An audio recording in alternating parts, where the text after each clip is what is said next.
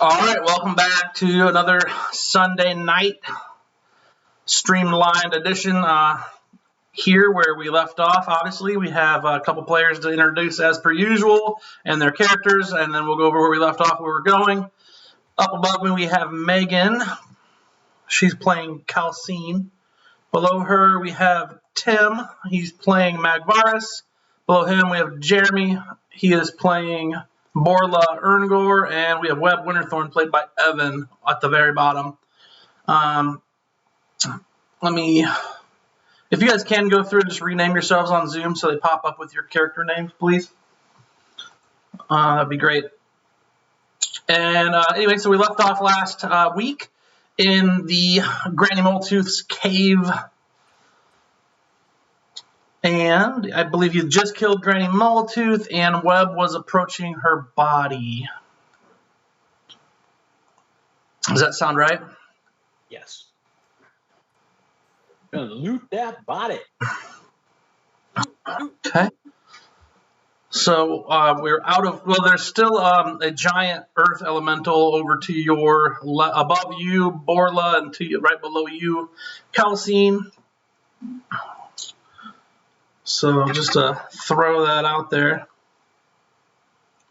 it is still there. It's not actively attacking you right now, but it is still there.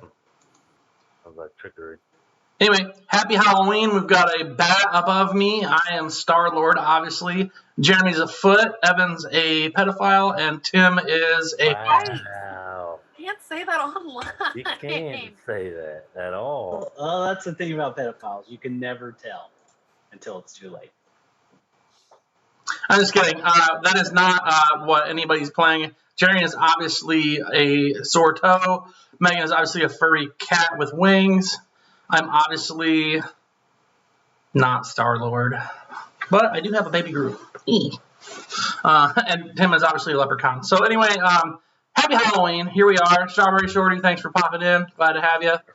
And we're at the top, basically, minus Webb. So Webb, you're essentially not next in combat because I think you just ended up killing her. Evan, that Strawberry Shortcake is Jeremy's niece, Sierra. Oh, very fun. Anyhow, Calcine, you are up. There's a giant right below you. Isn't moving, but is still present. Well, if he's not taking commands or doing anything, then feel no need to do anything to him. Yeah. I will. Well, if we're going to inspect Granny Moletooth's body, I'm just gonna keep my action ready for in case that Earth Elemental actually does do something. But I don't. Moving it seems at like all? maybe he doesn't have anybody to give him commands anymore. It's not. He's not currently moving. He's just. He's standing there calmly. He's not frozen. He occasionally moves a little, but nothing. Not towards anyone. Okay. I'm just gonna hold my action for right now. Okay. Oh man. Holy moly. All right. All right. Thanks. We got dinner coming in again. That's how we like it. The good old foodie food. Thanks. What is Candace cooking tonight? That's a segment we're going to have to kick in to the evening. No, let me see your old cup. It's good.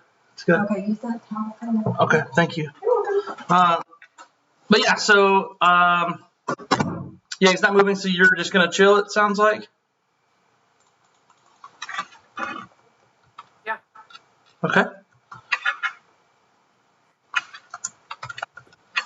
After you,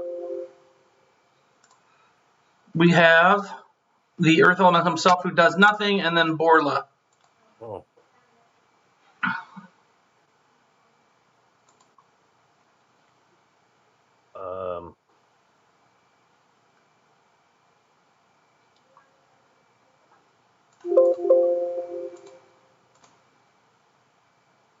I'm gonna attack him. You're going to attack him? Yep. You're the worst. Do it. Yeah, he looks defenseless. Why not?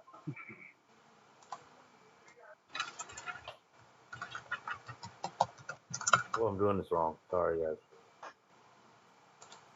So roll an insight check if you'd like. Oh, yeah? Okay. First roll of the night. Here it comes. And Gonna for be anybody good. who's You're not gonna get been, this. anybody who doesn't follow the Sure, channel or anything, but here's a new crew picture of us here.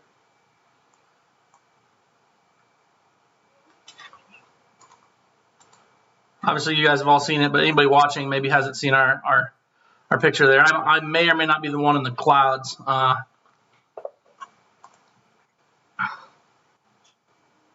Insight, what you get? 18. I mean, it does not appear to be aggressive at this time towards you. You sense that it's got no hostility in it.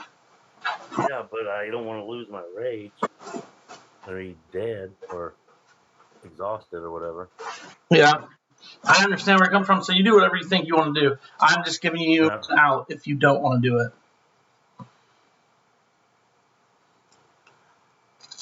Is it because didn't we hear some more of the You did somebody hear, coming up you the did hear sounds down the hall, and it was, "Sister, we're coming. Are you home?" yeah.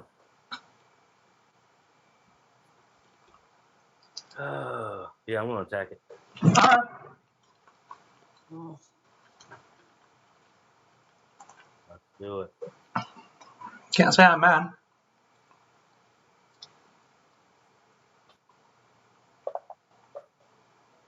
Hey, Lex. Thanks for gifting that sub. The hit. Looks like it did with a 21. Remember, call your numbers if you can. Sorry, I'm trying to get my screen You're good. set up properly. You're all good.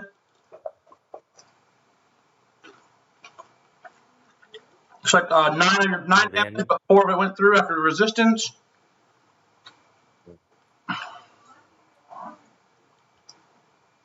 And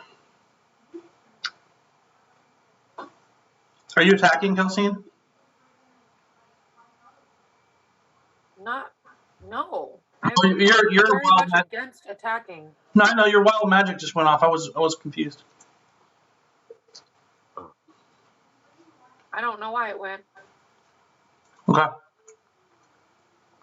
Mag Varus. All right, so I have felt better before. I've seen better days here. Huh? Not feeling too great. I think it's time to pull out my channel Divinity Preserve Life. I don't know how this works. Like, does this take up my action? Yeah, Channel Divinity is your action. Okay, so I'm gonna use Preserve Life. I get to basically restore 20 hit points up to half HP. So like I can restore 16 to myself to bring me up to half HP. Is Borla under half? Can I give him the other 4? Yeah, Borla is at Yeah. 36 of 72, so he's exactly half. That sucks. Well, not exactly, but basically half. Yeah, exactly half. So I can't give him anything, but I'm still gonna use it because I have to heal myself. Yeah, all right. So you bring yourself back. You know how to give yourself back hit points, right? You just do it on wounds. Yeah, trying. So it'd be 42. So you're wounded 36. You're getting yourself 16 back. Yeah. So you're down 20. All right, I just did it. Okay. I just got kicked from fantasy grounds. Hey, what? I just got kicked from fantasy grounds. Yeah, we all got booted. Yeah, me too. Yeah, it's one of the at least once a night, right? I guess. I'm not sure why. I mean, I just updated.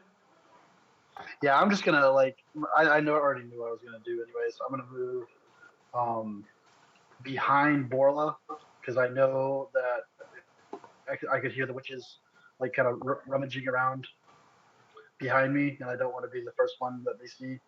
So I'm gonna move like down and below Borla. All right. Well, there's 30 feet of move. I just moved you towards him. That works.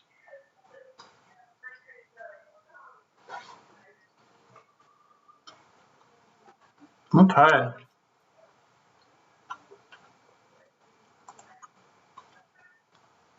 That was Magvaris. Then you guys are all booted. So Webb, you're actually up. If you want to stay, that's fine. Well, I need to investigate. Gotta see what this hag's got on her. Can I do an investigation check?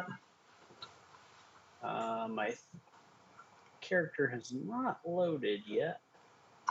Okay. Is working on it. I'll just roll in beyond. Save time. 19 plus 4, 23. Can I go ahead and do my spiritual weapon attack against the elemental? I forgot about that. Lex, I'm not sure. I'm affiliated. I have no idea how to use Twitch because I have not learned it very well. So any emotes that I have for being affiliated, I have that are available. There might be a way for me to share them and let you guys use them. I definitely need to figure out how to do it. Maybe we can conference that later and you can tell me all about it because I don't know what the hell I'm doing. So full disclosure. All right, so you 23 on investigation. So you investigate the hag. You start searching around her. You notice she still has one ring on, and she had an item in her pocket. Do you want the ring or the item in her pocket? I would like both if I can do both. Fair enough. You are able to get the ring off with some finagling. What does it look like? Just go ahead and give me like a dexterity check, just flat dexterity check. I want to see how quickly you get it off. It'll determine whether or not I let you just have it in this round and what's in her pocket, or if it takes longer. 11. You manage to get it off, but the finger comes with it. Ugh. And she's kind of rotted ever since she took that last blow. She's rotting out. You notice too, as you pull it off, she kind of gasps, looks up at you, goes, "Curse you!" And I stab her. And your stab pierces her, like coup de grace style, like just makes a straight up stab. But her dying breath breathes all over you. Your body. I need a Constitution save, please, at disadvantage. Oh my gosh, what is happening? Constitution save. At disadvantage. That's not good. Prepare for death. Did it roll? Did I do it bad? However, disconnected again. Is anybody not updated? No, I'm updated. Updated. All right, I'm closing my fantasy grounds and just reopening it real quick then. Because if you guys are keep getting kicked, maybe it has something to do with mine. I don't know. I Here, didn't get kicked. I'll do it from here. I did for sure. I mean, you will now because I just shut it. First one is a 16. The second roll is a 9. So at disadvantage, you did not do great. That's a 9.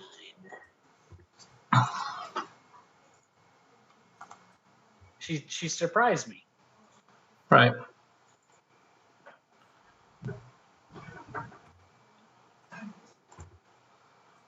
Let's see.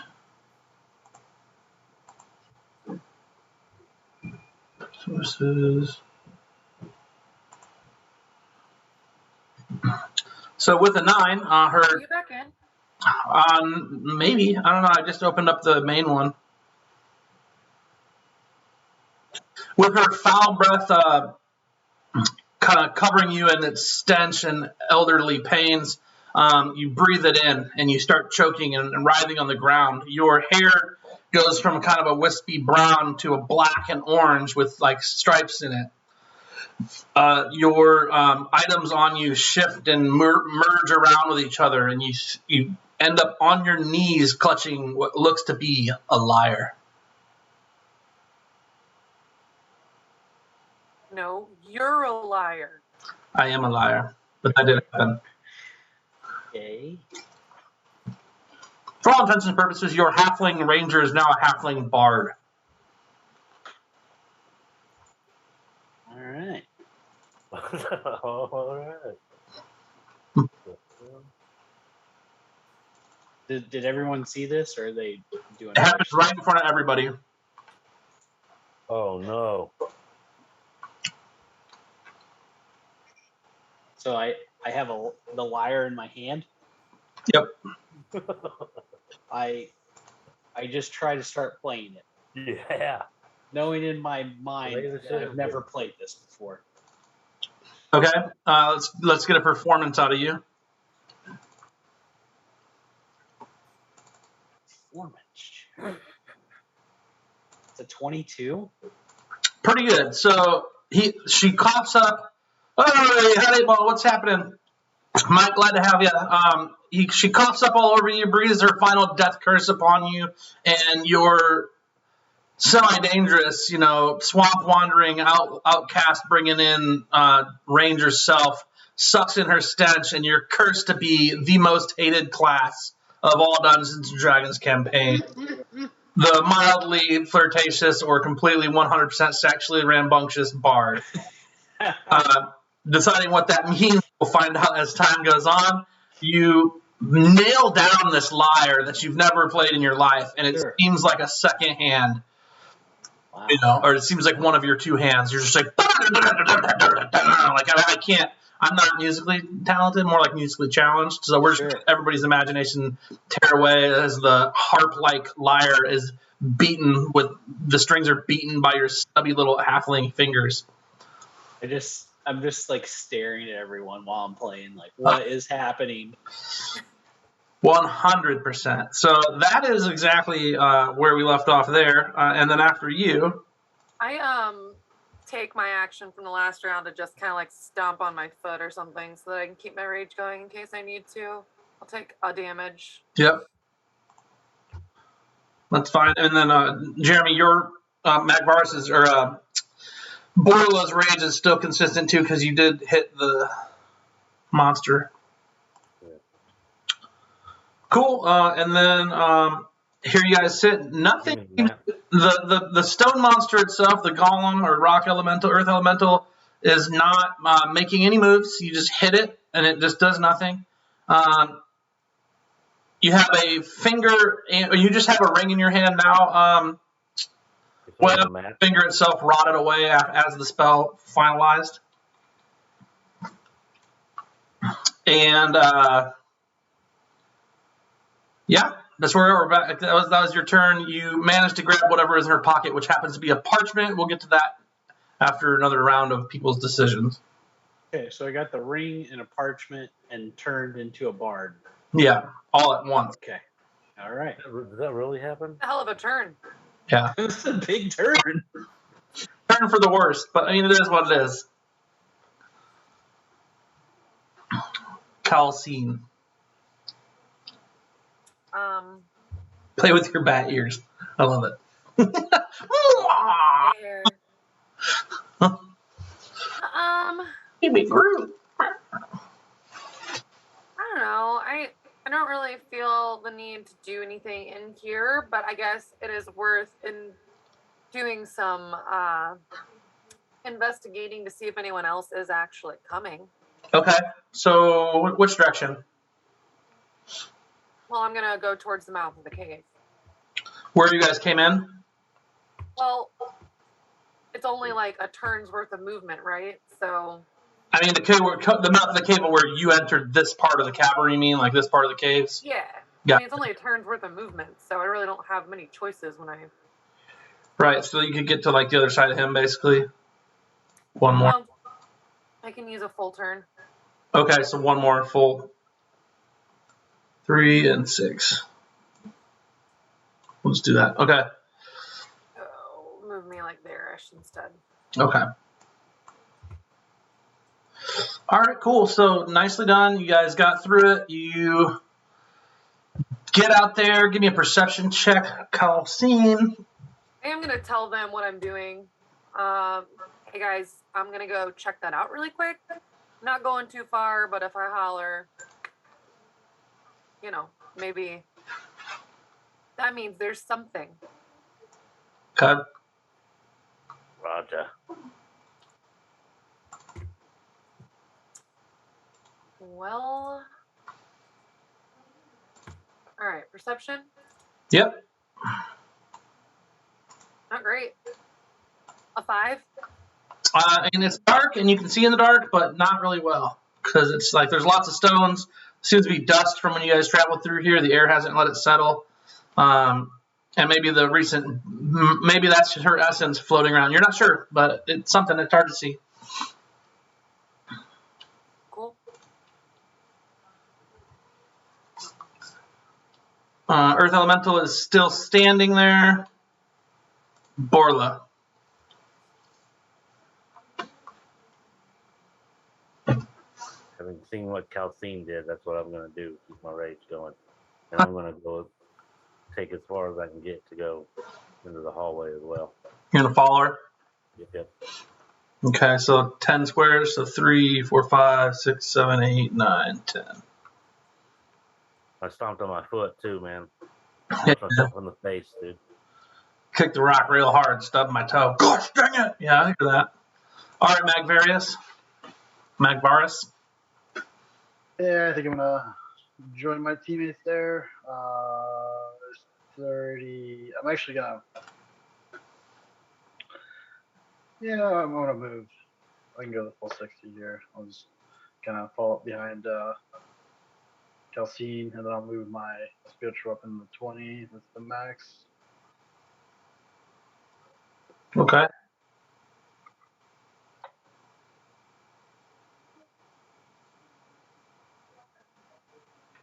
So I think you have to approve those moves. Yeah, I will.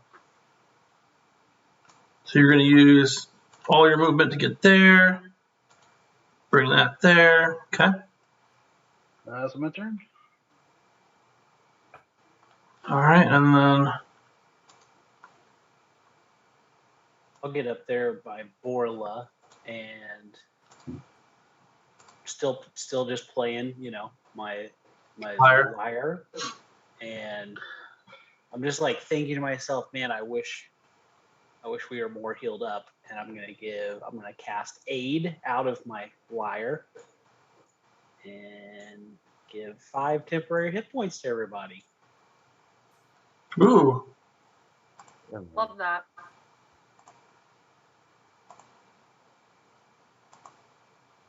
So I don't know if I opened up emotes or not, Lexi. Just so we're. Yeah, I don't know. Maybe not.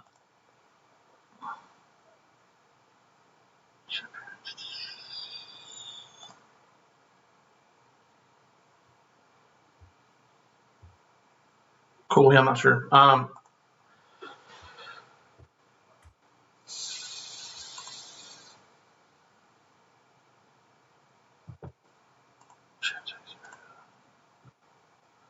Cool. So you walk over there. He gives you guys hit points. Did you cast the spell via your character sheet to where you can actually give them the temporary hit points with your spell or whatever?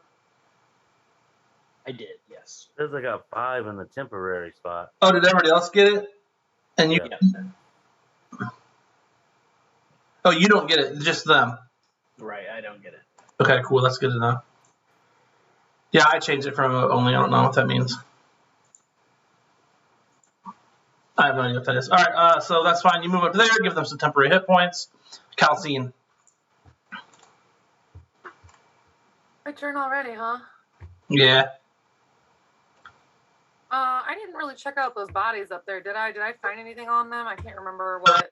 No, you didn't, because there was a lot happening. So, like, you went up there, you're like, oh shit, a bunch of bodies, like, mostly eaten or, like, emaciated. And then you were like, I gotta go because I hear them fighting. Yeah, let's go check that out again. I'm gonna tell Magvarus that I think I found the lumberjacks up this way. I don't see anything down that way, so I'm just gonna go check these bodies out again. Okay. Cool. Yeah, you managed to get up there. So if he's not attacking, Webb, you're holding the ring and the parchment, and there's nothing of combat here. We're going to leave combat. There's no initiative. You guys can move the map as you wish. Just tell me where you want to go, and we'll make it so. Calcine wants to go up here, so she's up here. Magvarus, you going with her? I'm gonna kick rocks again. Okay, so I'm gonna follow around Calcine. Yeah, that sounds right. Yeah, number 1 fan club presidente. Number 1 fan. Okay. Well, you get up there, and it's definitely a bunch of lumberjacks up there of different states of ill repair.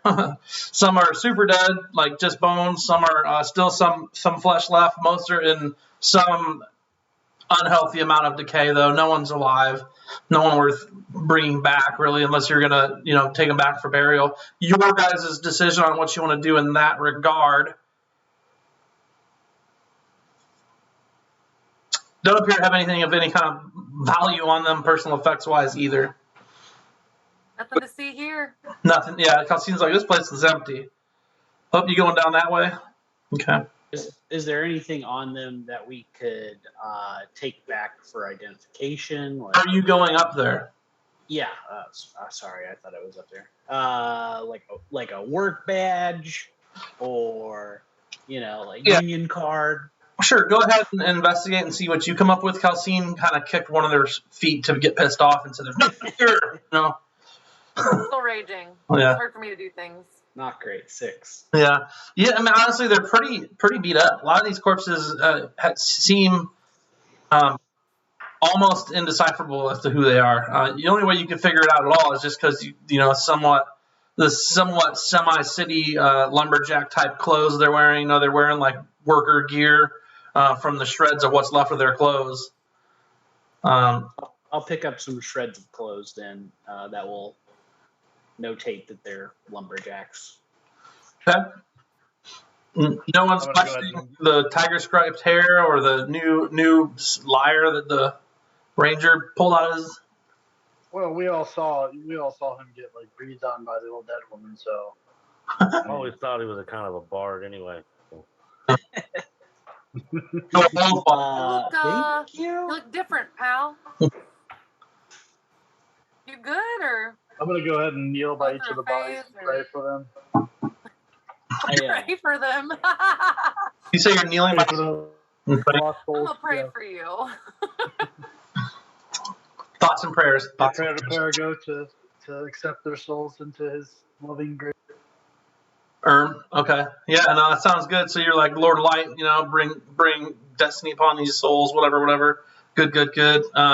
So he gets into full on ritual mode, starts like chanting over the bodies and saying nice words and things. Webb, you're still holding the ring and the parchment in your pocket apparently now because you bust on the lyre. Yeah, I'll work on identifying those. Okay.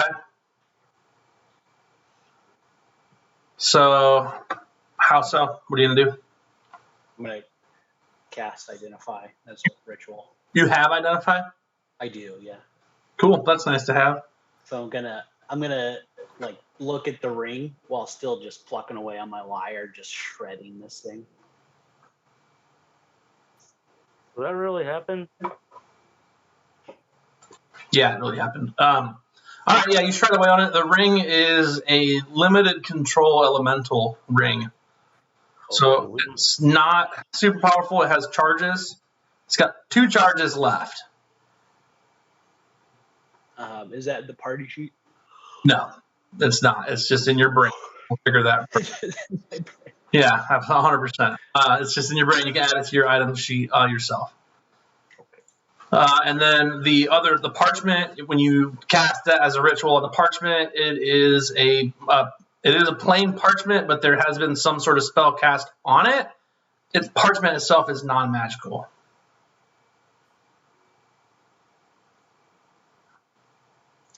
So the parchment is non-magical. But there is some essence of magic to it that identifies spells, not telling you what it is. You will notice that there appears to have been writing on here at some point, but there is no writing on it at this time. Sounds like you need a read magic spell. I'm sorry. I've got very limited experience with magic, but it's mostly just chaos. So it might work, it might not. I don't know.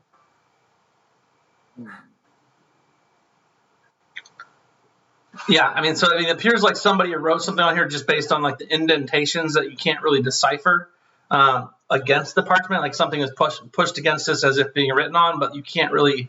it's not deep enough indentations for you to really decipher the script on there on just its own like that. Okay. Then I will. I mean, I can't really do much else with that. Then I guess detect magic. I'll do as a ritual. Just see if there's anything magical around the lumberjacks in this area. Or No, the lumberjacks. There's not. I already did that. Yeah. Oh, Do a did you? perception check, see if I see anything on the hall. Yeah, you see the cave, and if you continue down the hall the way,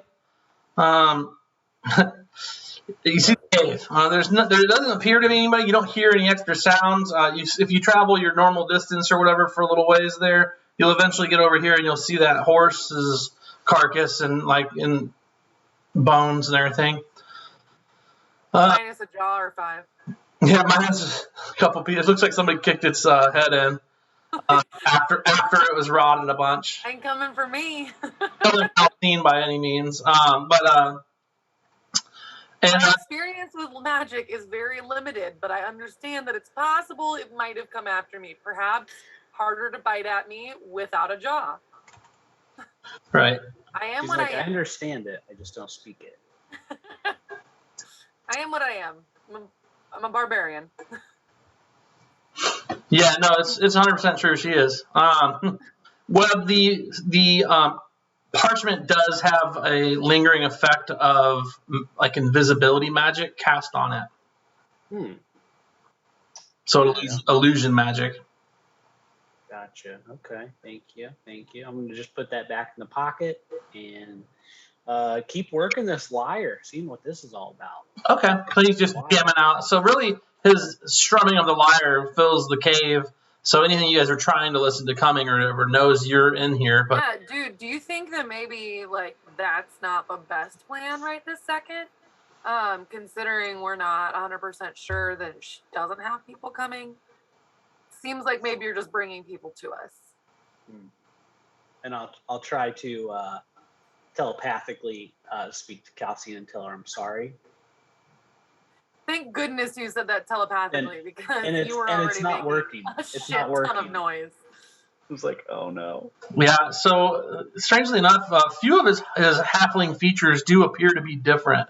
Whereas before he seemed kind of like fey crazy, like the way his skin tone and ears and even his eyes looked were a little more towards like the wild fey type halfling. He definitely looks a little bit more rosy cheeked and like rounded, than he did before as well. So whereas he's still a halfling, he can't seem to get his telepathy off.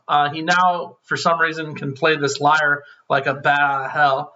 And he seems kind of like concentrated. He's going like this, like, and nothing's happening.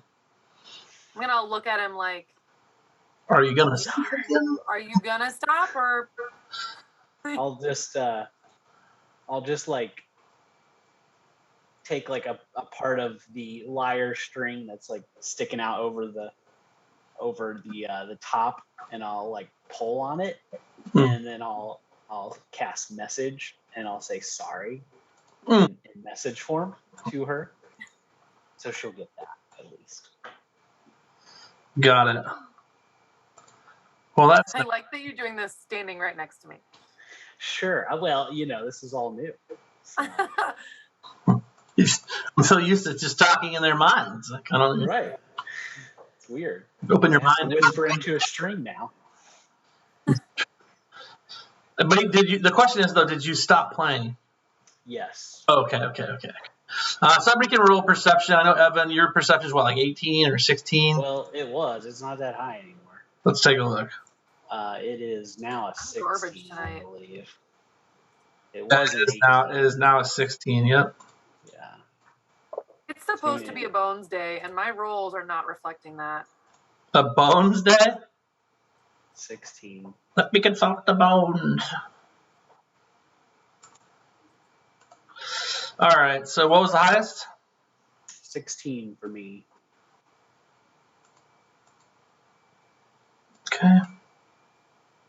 Well, I don't know why that's not working. That's interesting. Okay.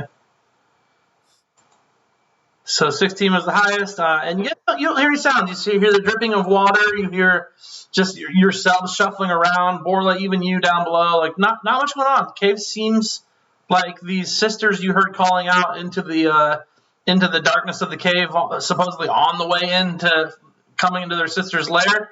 Nowhere to be seen. All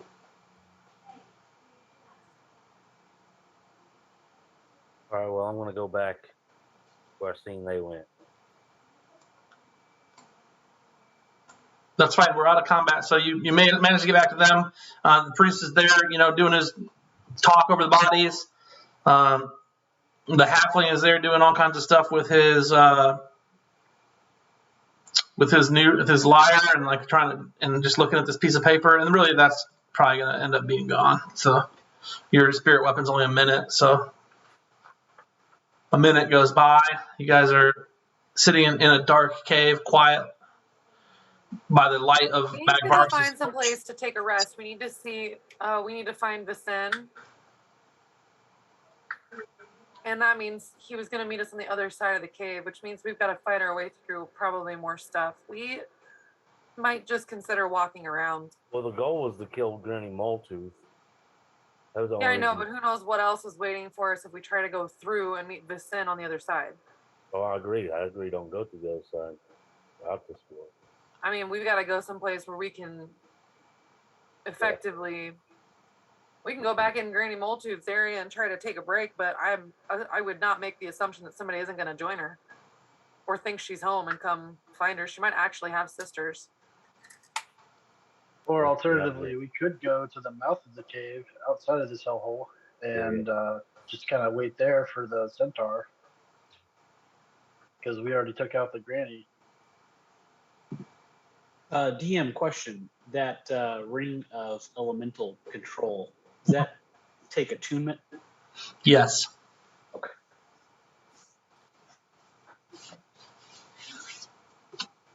So, I mean, a long rest and it'll be attuned to you if you have it on. Yeah, I do have it on. Okay. Yeah, we got to find a place for a long rest because we're all in bad shape. I mean, I'm out of rages. You're out of spells. Everybody's All that. hurt. Okay. Finding a place that seems safe enough to do that seems like the highest of priorities. Yeah, so the question is, do we snuggle up with these dead bodies right here, or do we like exit the cave? I don't know. I don't want to hang out like in the witch's lair because obviously there's the other witches that we heard. The cave. It's gonna make a pillow out of one of these skeletons. That's not my call. I'm just here to, have a good time. Go outside the cave. Do you want to go out to the front where you came in, or do you guys want to try and find the other exit? Other exit seems risky. It all seems risky, regardless of what we do. Yeah, I know. Well, at this point, we really shouldn't have any. I don't know. I feel like we shouldn't have to worry about anything because we already took out the Wicked Witch of the cave. Tim, be very careful what you're saying and forgetting that we're talking about Dane, not... Right, I understand that, but I'm just saying, like... A little metagaming here will let you know that we are not safe. Not even here? I mean, I'd say curling up with the dead bodies here is probably the safest place, knowing what I know, but I don't know. I think we get attacked as soon as we leave the cave. I think we get attacked as soon as we go venture into a part of the cave. Damned if we do, damned if we don't. I mean, maybe here's safe. I don't know. Or let's I'm start sure it'll getting come on down the to a bedroll as they're arguing about where to go. I'm just laying down. I'm tired. So you guys let your rages subside then? I mean, it only lasts for a minute. Yeah, I mean, I didn't know if you're kicking yourself every second. Every Well, it 6 doesn't seconds. matter. You said it's already been a minute. Oh, yeah, okay. I see what you're saying.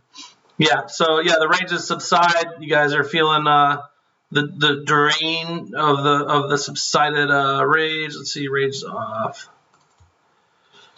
And what's the effect of rage after all? Do you get an exhaustion level or no? Nope. That's We're not. not berserkers. Gotcha. Okay, cool.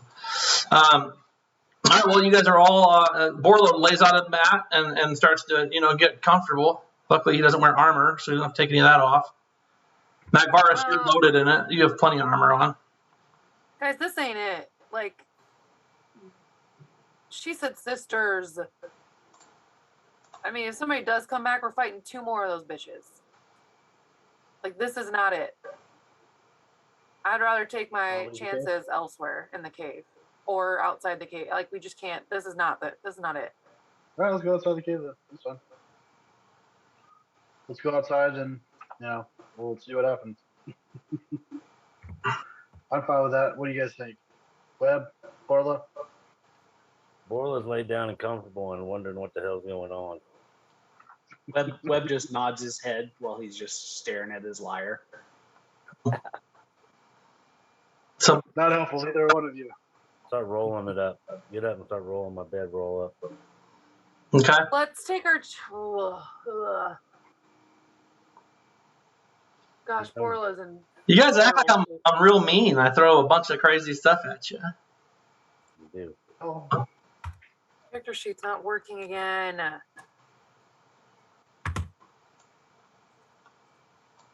I really would like to take our chances going through the cave so we can just get to Vicin and get this over with, but Borla is gonna die. Hurt. Oh, we could take, let's see. I would take a long rest and then just smash through this cave. Did we already do a short rest, DM? I can't remember. You did a short rest earlier. That's how Borla made it all. That's what I thought. So that's not really an option. Well, I mean, either way, you guys are moving back out this way, so I'm going to keep, because he rolled his mat up, you guys decided to face either the front of the cave or the back of it. So I'm just going to use my second wind and get some of those hit points back.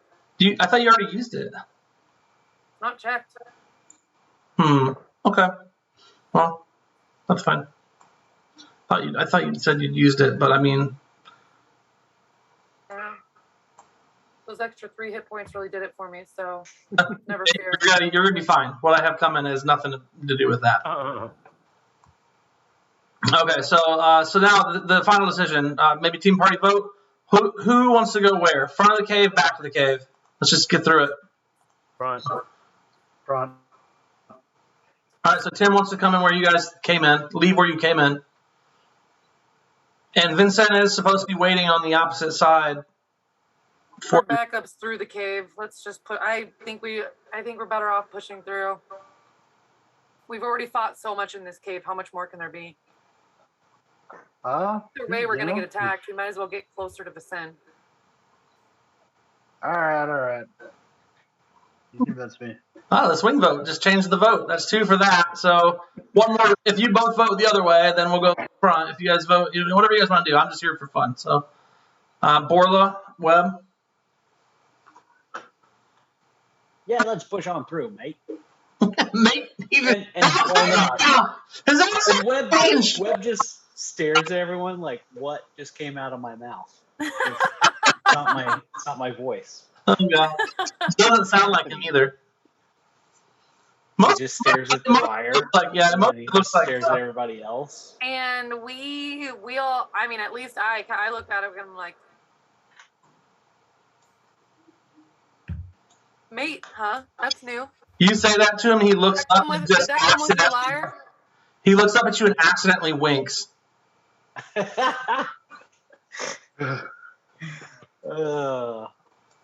Bards. Good old Webb the Bard, Winterthorn. By the end of the campaign, Webb is going to be every class and every. Gonna play a level of each and never have to multi-class. Right. All right, so we get to right here, and then there's another decision to make: up or I'm leading the charge. down. I will be in front. I'm for sure in the back, just kind of This was my idea. I'll go in front. I'm back here. So another decision comes up or down. You know that the cave kind of continues forward around that rock outcropping right there. right here. Rock outcrop. If we just go here, we can make a better decision. Yeah, move forward, straight forward. Yep, absolutely. And then let me do this. Is it control? No, that's alt. Yeah.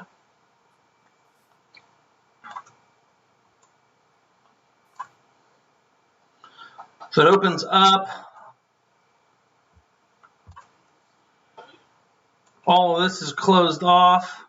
You guys travel around the cave and eventually up to the top left corner, you see what appears to be mid-afternoon sunlight coming in. Oh, great.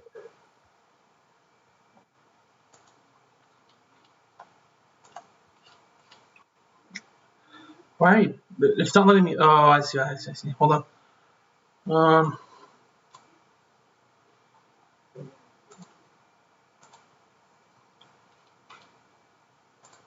I don't know why it's not letting me grab you, even though I'm not in mask mode anymore. So you two make it up to here. You guys get to there. You hear birds chirping. You hear, the chittering of a couple of squirrels. And as you come out into daylight, you see Any horse droppings? Vincent in the distance, semi-squatted by a bush. He could very well be dropping horse droppings right now, but we don't know. Yeah, I'm gonna go ahead and drop my torch and re-equip my shield. Okay. I'm in the daylight now. All right, you guys come out. Vincent's there. He looked like he was ready. He had his longbow out. He was just off outside the cave a ways, in a stand of trees with a few bushes there, which you can't see on the map because it is not accurate. But whatever. The point is, he's out there a ways away from the cave. He sees you guys come out. He kind of lowers his bow, cautiously struts forward. Oh, good day, mate. And Webb's just like, what in the world is coming out of my mouth right now? Hello? So did you find the evil witch? Were you able to evacuate? No. We found her and she, we got rid of her, but she did, however, turn me into a bard. So that is unfortunate. All right. Well, Am I right?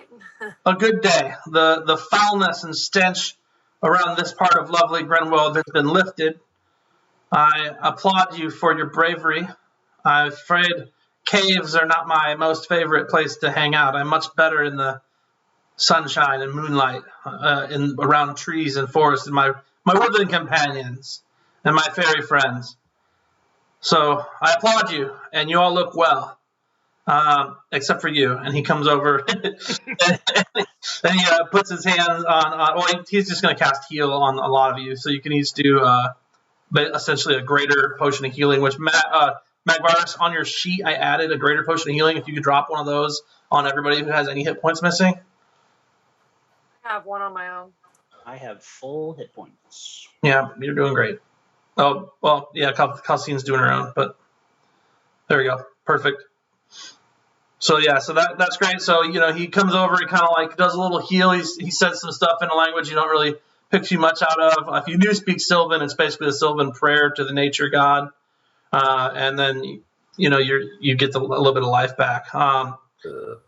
And you all feel not rested, but at least not dying. And he says, "All right, well, I mean, it looks like we cleared this up then, and I should get back to my wandering. I have the hunt to return to." And he kind of starts to turn to leave unless you have any further questions. Do you know of some place that seems like it might be safe enough for us to set up camp?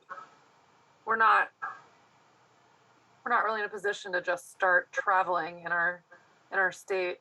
We're healthy, but we're depleted. Yes, it's a worthy question. The forest can be a dangerous place for people who are not accustomed to it, like you city goers. I would say, if you would like, I can leave one of my fairy friends to alarm you if anything comes, and you can set up camp nearby here. I will say it may be best not to travel too much farther towards the sea. At least not in your state. There's been some rumorings of some nefarious type and people coming up missing. More people missing. That's so crazy. It's not uncommon, obviously, to get lost in the wood, but I just have heard some whispers, and I don't know much. I have not yet investigated it. The coast is not really my preferred place. In fact, I've been thinking about moving to the prowling jungle with another tribe. I've heard the time there, though, quite, yes. is much more natural. The prowling jungle. Oh, very, very nice. You'll like the bush out there, mate. I heard as much. I too believe that may be the case.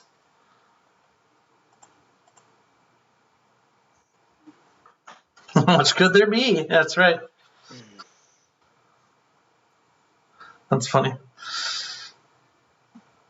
All right. Okay. Yeah. So he says, you can probably find a place you can leave one of the fairy companions. Love that. Invisibly, just watch you for this little stretch of time. If you guys crash now, you'll wake up. If you crash out for the full 8, you'd probably be up right before dawn. It's mid-afternoon now. You guys spent some time traversing the cave carefully, fighting, going back, resting for an hour, doing all these things. And really, it just boils down to what do you want to do next? Do you want to go back and report on the lumberjacks and clear your names of the fight somewhere you were in? Borla, you were just a gambler. You weren't in the fight. Magvarus, I don't believe you were there either. But Calcine and Webb, or at least Old Webb, had been essentially petitioned by the constable to pay a debt to society and discover what had happened to the lumberjacks for causing a scene in a bar inside the city limits. Oh, I was watching. Just paying a debt. Oh, that's right. That's why you're a stout follower of Calcine.com. .com. .com. Let's rest. Okay. Sounds good. So you guys go for your long rest. Somebody call it out, high or low. Hi. 93. You guys complete a long rest. Hit that button there, DM. Bing! Everybody's feeling a little better. And that completes that. Let me see. I think I already gave you guys experience points for it. No.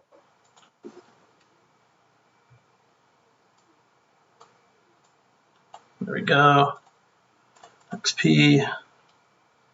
Oh, Granny. Yep. I've already given you experience points for completing the Oh Granny quest. Managed to wake up before morning. All of you sound. The fairy appears for you briefly as the first of you start to awaken. I assume, Magvarus, you wake up, do your morning prayer or whatever, and as you finish your prayer, she approaches you, does a little curtsy in the air, twinkles off into non-existence or invisibility, and floats off into the distance. You imagine. I think, weren't we doing this so that we could work on entering we paid a fine for the fight? Yeah, we for sure paid a fine. My notes say that we were trying to join the Adventurers Guild. Yes, that's accurate. That works as well.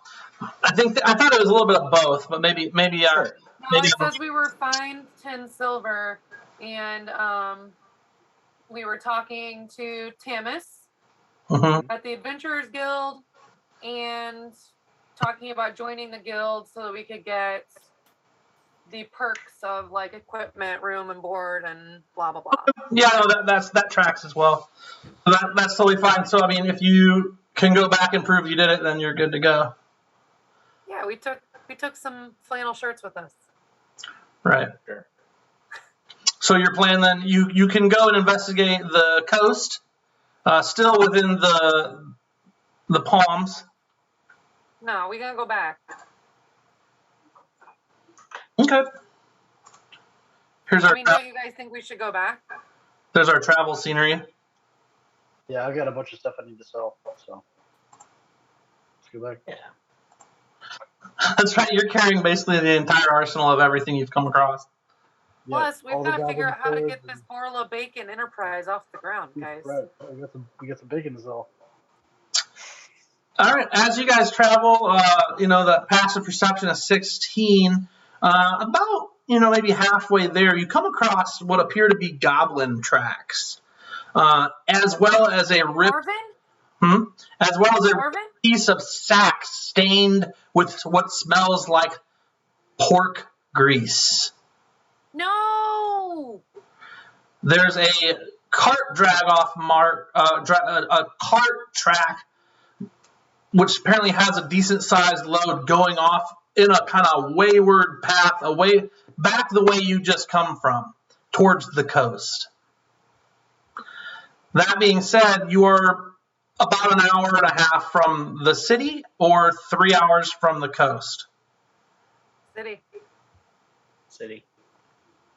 But your inner suspicions you think pretty fairly and maybe accurately something could have happened to our good friend Marvin. All right, you guys are traveling away as it doesn't take you that long. You do get back to the city. Summerside City is a wonderful place where everybody knows your name. Where everybody knows your name. Oh, like that, exactly, 100%. So it is. It's actually like giant, so no one's gonna know your name. It is actually pretty big. It is the second largest port city in the land of all of you on the continent or in the country of Grenweld. It has many things coming from Whispering Palms. You'll initially enter and pass the Ferric Foundry on your right, the port to your left, the port Summer to your left. And let me see, there's a thing here I can use, actually. There we go. And the best place to go, well, you've been to the Red Sock, you've been to the Fisherman's Nook. I believe the Fisherman's Nook is where you originally decided to take on the quest to go and join the Adventurers Guild. Fisherman's Nook was where Webb was staying. That's where I was staying. The dagger board right next to it was where we the dagger board. Original. Yep, perfect. Notes for the win. Yeah, I love good notes. Thanks, guys. So Daggerboard is the place to go to essentially try and join the Adventurers Guild. All right. We solved this mystery. We're going to go join. We're getting in, damn it. Right? Let us in. By the hair of our chinny chinny chins. Okay. Sounds good. So you guys you get to the city gates. The gates are guarded by, well-armed, town guard. There are many a passerby, both peasant and the like, merchants, other armed mercenary types, adventurers and the whatnot, clerics with a couple armed guards, carts and wagons. What are those things called where people have people carrying them on their shoulders? It's not quite a wagon, not quite a cart, but they're like up in the air. A rickshaw. A couple of those going on. The skiffs is the poorer part of the town. So when you first come into the city there, right by the port, you smell lots of fish. You smell some garbage from just the trash that gets thrown into the water around the port and kicked off the curb, the dead whatever, this and that. Being a bigger city, there is quite a bit of pollutants, quite many pollutants, and the skiffs are ramshackle, shacks and small mud or stone buildings kind of slapped together in a not so ornate pattern. There's no rhyme or reason to it. Essentially, you can kind of see the dirt path that goes through the skiffs towards the Chivalry, which is what's Chivalry, Evan? Help me out. That's just another neighborhood, right? No, that's something else, but it's not super important. Okay. I have it. I just hang on one second. So are we going to get shivved? You might get shivved at the Chivalry. Right? It's actually their tagline. Yeah. Well, welcome to the Chivalry. It's just a guy that's just reaching out with a dagger. Let's see. So Chivalry. Oh, actually, the Chivalry is a place where a local seer is known to do relatively accurate readings of people's futures for a modest fee. And then the Fisherman's Nook is the inn that you've always pretty much stayed at, Evan, for Webb. Something that might interest you, Calcine, is there is a no-kill fighting pit for fisticuffs that just recently opened. Had to have, man. Just recently. In the They last... explicitly told me it was not allowed. Well, there's been a lot of pandering, let's say. And they've come to the agreement, as long as no deaths are legal there, they've allowed for basically boxing. Well, open fist. Definitely what I'm doing with my Bare downtime. knuckles. After we join the guild, of course, I'm definitely gonna have to like take a round or two in there. You gotta like let people know who I am. Like I've got a fan club, I need to justify it. Yeah, exactly. What I'll be cheering her on and placing bets in her favor.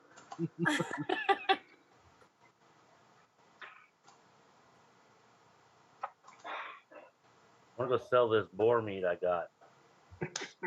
That's true. You do have plenty of boar meat. We should probably do that first. Ooh, we should go to the inn and let them know that we've got this new thing. They're gonna love it. Yeah. Yeah, where are the markets? Like where they can get in at the ground level. So the market just 10,000 gold. So there's a couple of places you can. The local catch is a place you can get food. What are you trying to like? Are you trying to buy something in particular? Trying to sell. Oh, okay. Well, outside Sam, but yeah, you're trying to sell the things. Let me look. I'm looking to barter and sell. Like I also want to buy some more potions and any other. What are you looking to sell, Magvarus? I've got like 10 scimitars, 10 shields. Well, we'd probably want to go to the Ferric Foundry then, mate. They have most of the smiths and the shipwrights and stuff up there. And there's also the Hatchway Bazaar, where there's kind of a commoner's market for cheap daily goods. It's right next to the Ferric Foundry. Yep. Let's go to that foundry. Why not? Yeah. So does everybody going together, or are you guys kind of separating? What do you guys want to do? Yeah, I'll go to the foundry with him. I feel like I could really help Borla make a real enterprise over this. So you want to go as well, is what I'm hearing. I'm actually also pitching that perhaps instead of Borla bacon, we can call it like Barbarian bacon. Oh, I like There we go. Now it's a partnership. Yeah. All right, Evan, I went ahead and no longer a sole proprietor. I threw Webb on the map there. He's sure. You're at the street there with Fisherman Nook and the Dagger Board. So if you want to just ask for movement to go where you guys are wanting to go, I'm just going to use that one token for the party for now. Sure. So yeah, we'll go up here to the Ferric Foundry first for Magvarus. Okay. And I'm like, since Webb knows this city pretty well, he from his rangering days, RIP, R.I.P. He knows the city pretty well, so he's kind of like pointing things out as we go along. And out of character, just so everybody knows, Evan essentially made the city and also described all the basics. So that's why I'm like, hey, Evan. And he's like, yes. So we're using it. I'm filling in the holes. He's made a bunch of the outline, which is great because I am busy. All right, cool. So you guys head over to the Ferric Foundry. You'll hear, plenty of things happening at the Ferric Foundry as far as like business and bustle, hustle and bustle, creation of and selling of and buying of goods of all kinds.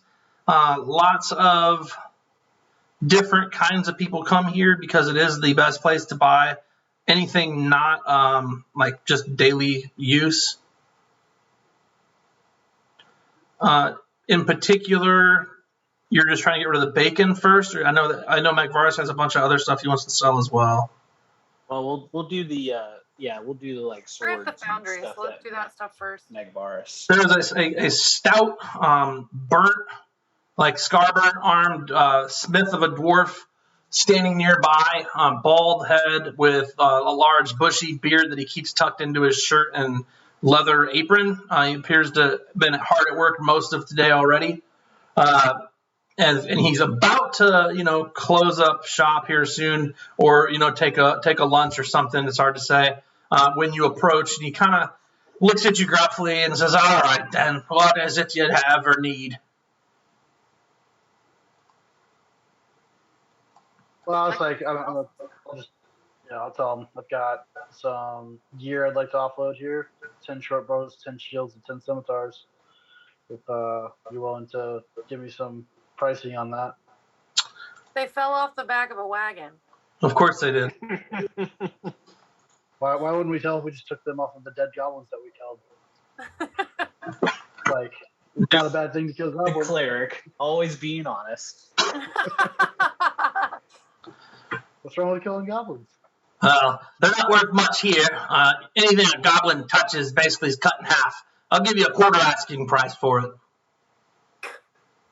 Then I'll ask 4 times what their net value. No, What's the asking price? the normal selling price, he means. So if you look in the PHB, whatever the price is in there, he'll give you a quarter of it. And I kind of give Webb a little bit of what I think is a little bit of an elbow, and it ends up being a lot more than a little bit of an elbow, and Like knocks him over. a little bit too much elbow, and it was a little bit about like head height. So Yeah, you forget that he is a halfling, and you hit him in the temple, and he just goes down. Oh shit! My arm! Wait. I pick him up and dust him off, and I go, "Hey, Yeah. help this guy." Yeah.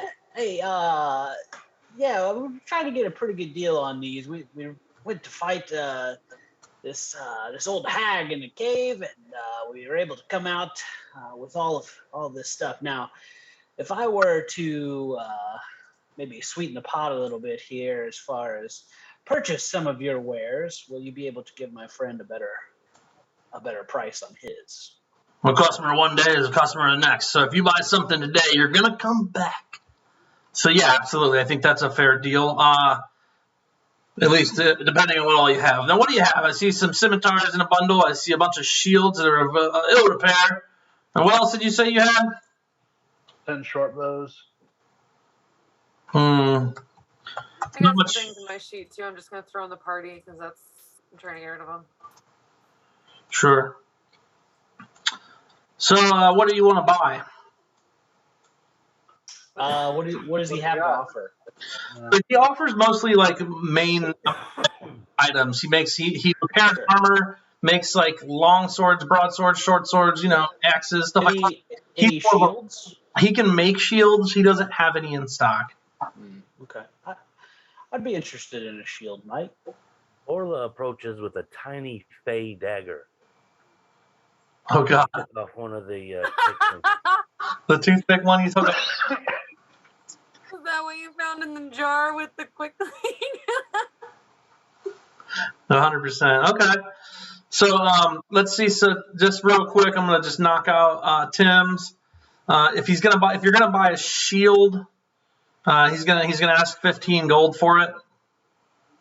If you want like I a don't need steel a shield. Oh, can I get a better shield than I have?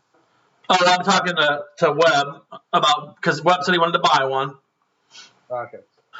And if you're gonna sell all 10 of, because you have 10 of each of those things, so that's 3. So let's see, that's 60, 120.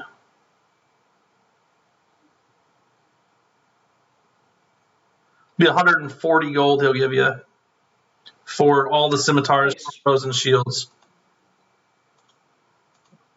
Well, I'm looking at the weapon table in the handbook. This is the scimitars alone are worth 25 gold each. Right. They would be, but they were goblin scimitars, and they've been and some of these are rusted, lots of nicks, and I'm gonna have to repair all of these. You're not only, I'm gonna have to put hours of work into making these work well. I'm gonna have to melt some of them down. I'm basically playing for, reusable material or more so than an actual item.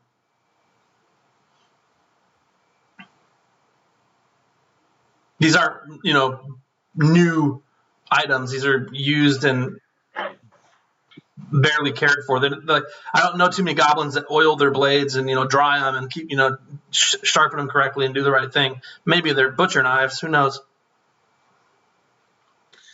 I would definitely take a shield from you, mate. How soon do you think you can have that done for me? Depends. I need to get some metal together. If I get a little metal together, I can have one for you in a day or two. Well, he just sold you a bunch of metal. Oh, did he take the offer? Well, I mean, I had 10 shields. Like, why would I? Those are like wooden shields. Okay. There's no distinction there, but that's fine. If I do a metal shield, is that better? That's what he was talking about making you, was a nice metal shield. Yeah. Because that's better for my AC, right? No, it's better durability-wise. It won't be broken as easily. Oh. But the AC is the same? It is. Oh, well, then I'll just take one of his shields. But I will still order one of the metal shields. So I guess, is he selling this equipment or no? Well, that's all he has is like the basic equipment. He doesn't have like any potions or anything like that.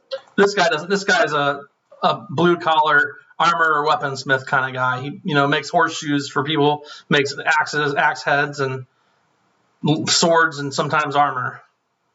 We could find some potions down at Killick Fair, just south of the Tar Tavern.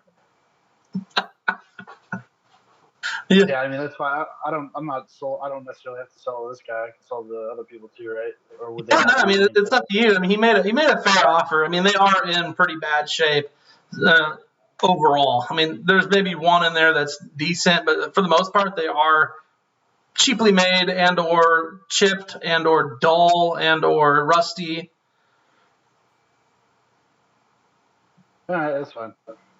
I'll sell all but one shield and all the scimitars, short bows, or all but 2 shields really, because one of the shields is fine. I thought I had a steel shield. I don't know though. Yeah, you do. Yeah, I figured I did. So you don't keep any. You don't have a scimitar either, right? You're getting rid of all those. Yeah, I'm getting rid of all the scimitars. I don't need those.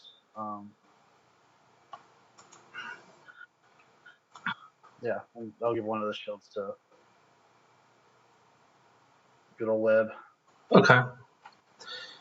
We'll put on there too, just so we know. There you go. Webb, did you already get yourself one? I did, thank you. Okay, so for right now, it's the wooden shield that he gave you, but and then you also had a bunch of short bows. You still have all those arrows. You did not sell the arrows. Oh yeah, I'll sell the arrows. Dagger. I mean, you don't have to sell the arrows. That price didn't include the arrows, and honestly, he doesn't really care for them. Most of them are flint tipped, kind of the junkiest arrow you can get. And you do have a couple archer types in the party, at least one. Okay, yeah, that's fine. I don't weigh much though. Okay, so it's a shopping trip. Hooray! All right, guys, in the week. No, I'm just kidding. I'm not quitting yet. I just need to offload that chainmail and 2 scimitars. I don't care. I'll take whatever deal he got. Oh, really? There was a scimitar, shield, chainmail. Okay. And then 2, are you sharing that loot with Rocky, or is this just for you?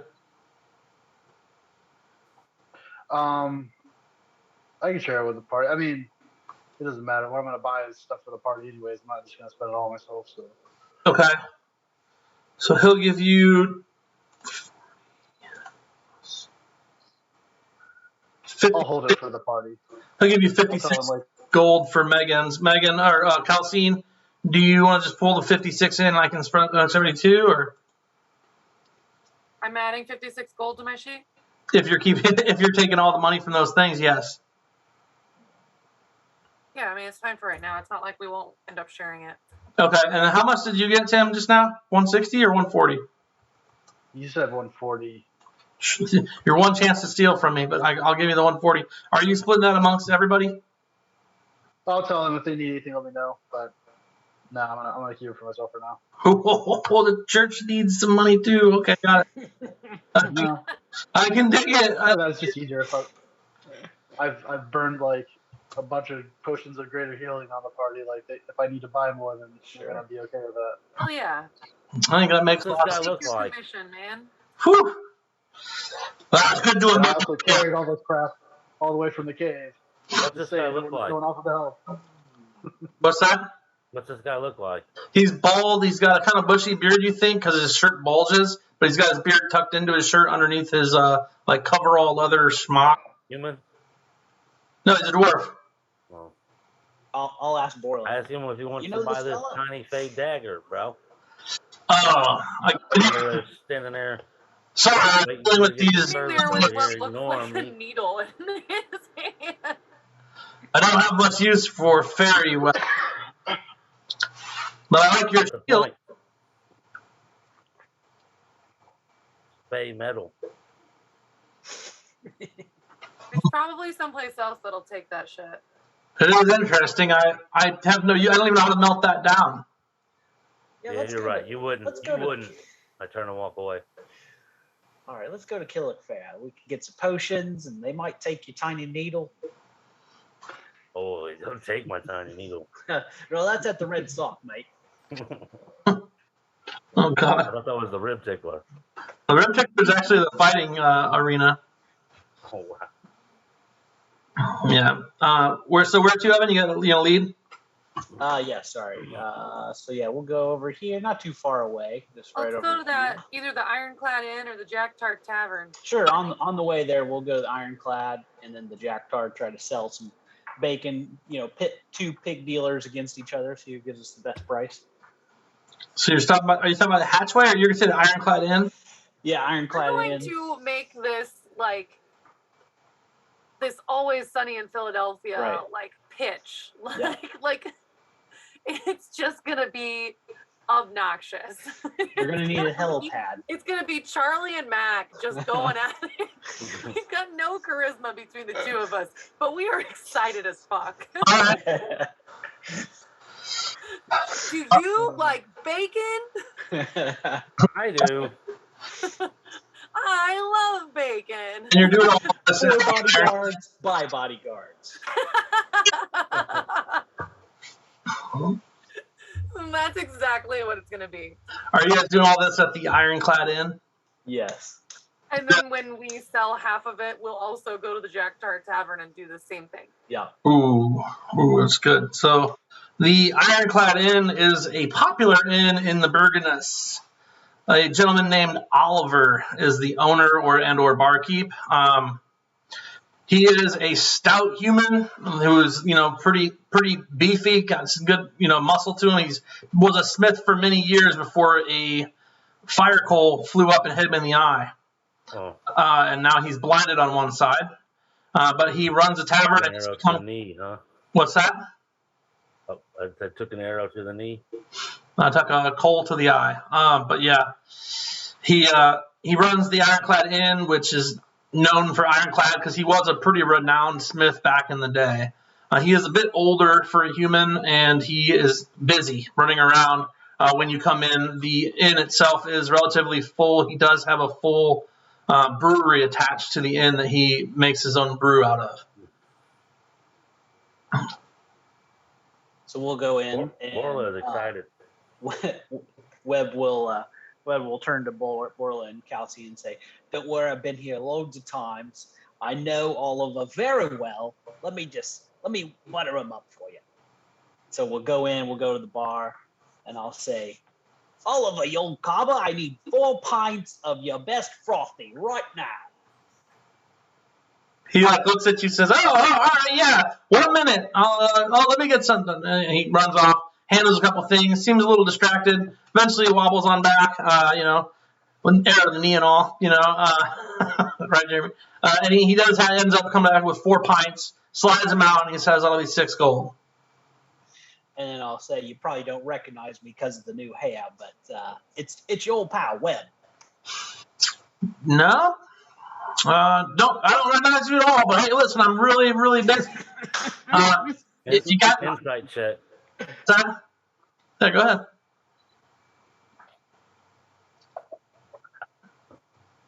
Solid. He truly doesn't seem to recognize Webb. Webb is talking through a fistful of lies, but he manages to, he slides these pints to you guys. It's the 4 frothy pints of what looks to be like a red amber type beer of some sort. And he says 6 gold. He's kind of like waiting. All right, I'll pay for it all. This one's on me, guys. Oh, Calcine makes it rain. She's like sprinkling money. Do you tip? Yeah, I'm gonna give him 10 gold. Hey, must be the money. Calcine, right? He says, all happy. He's like, I think I've seen you. There was a fight a while back, and Yeah! Calcine. I tell you what, buddy. I just heard the rib tickler opened up. About to make so much money. Yeah, I think you used to travel with a halfling, didn't you? Mother. Yeah, that's my buddy here, right here. Oh, look at you, I remember. Welcome back to the Ironclad Inn. Always happy to have a renowned celebrity like yourself. I appreciate you coming out. Let me know when you guys are wanting another round. He slides 2 shots out in front of you, 1 for Borla and 1 for you, Calcine. Love that. And I said, hey, while I've got your attention, I just want to bend your ear for a little bit. Me and my buddy Borla here. At your service. Look over the counter and down a little bit, I kind of pat him on the head on accident. We've got this.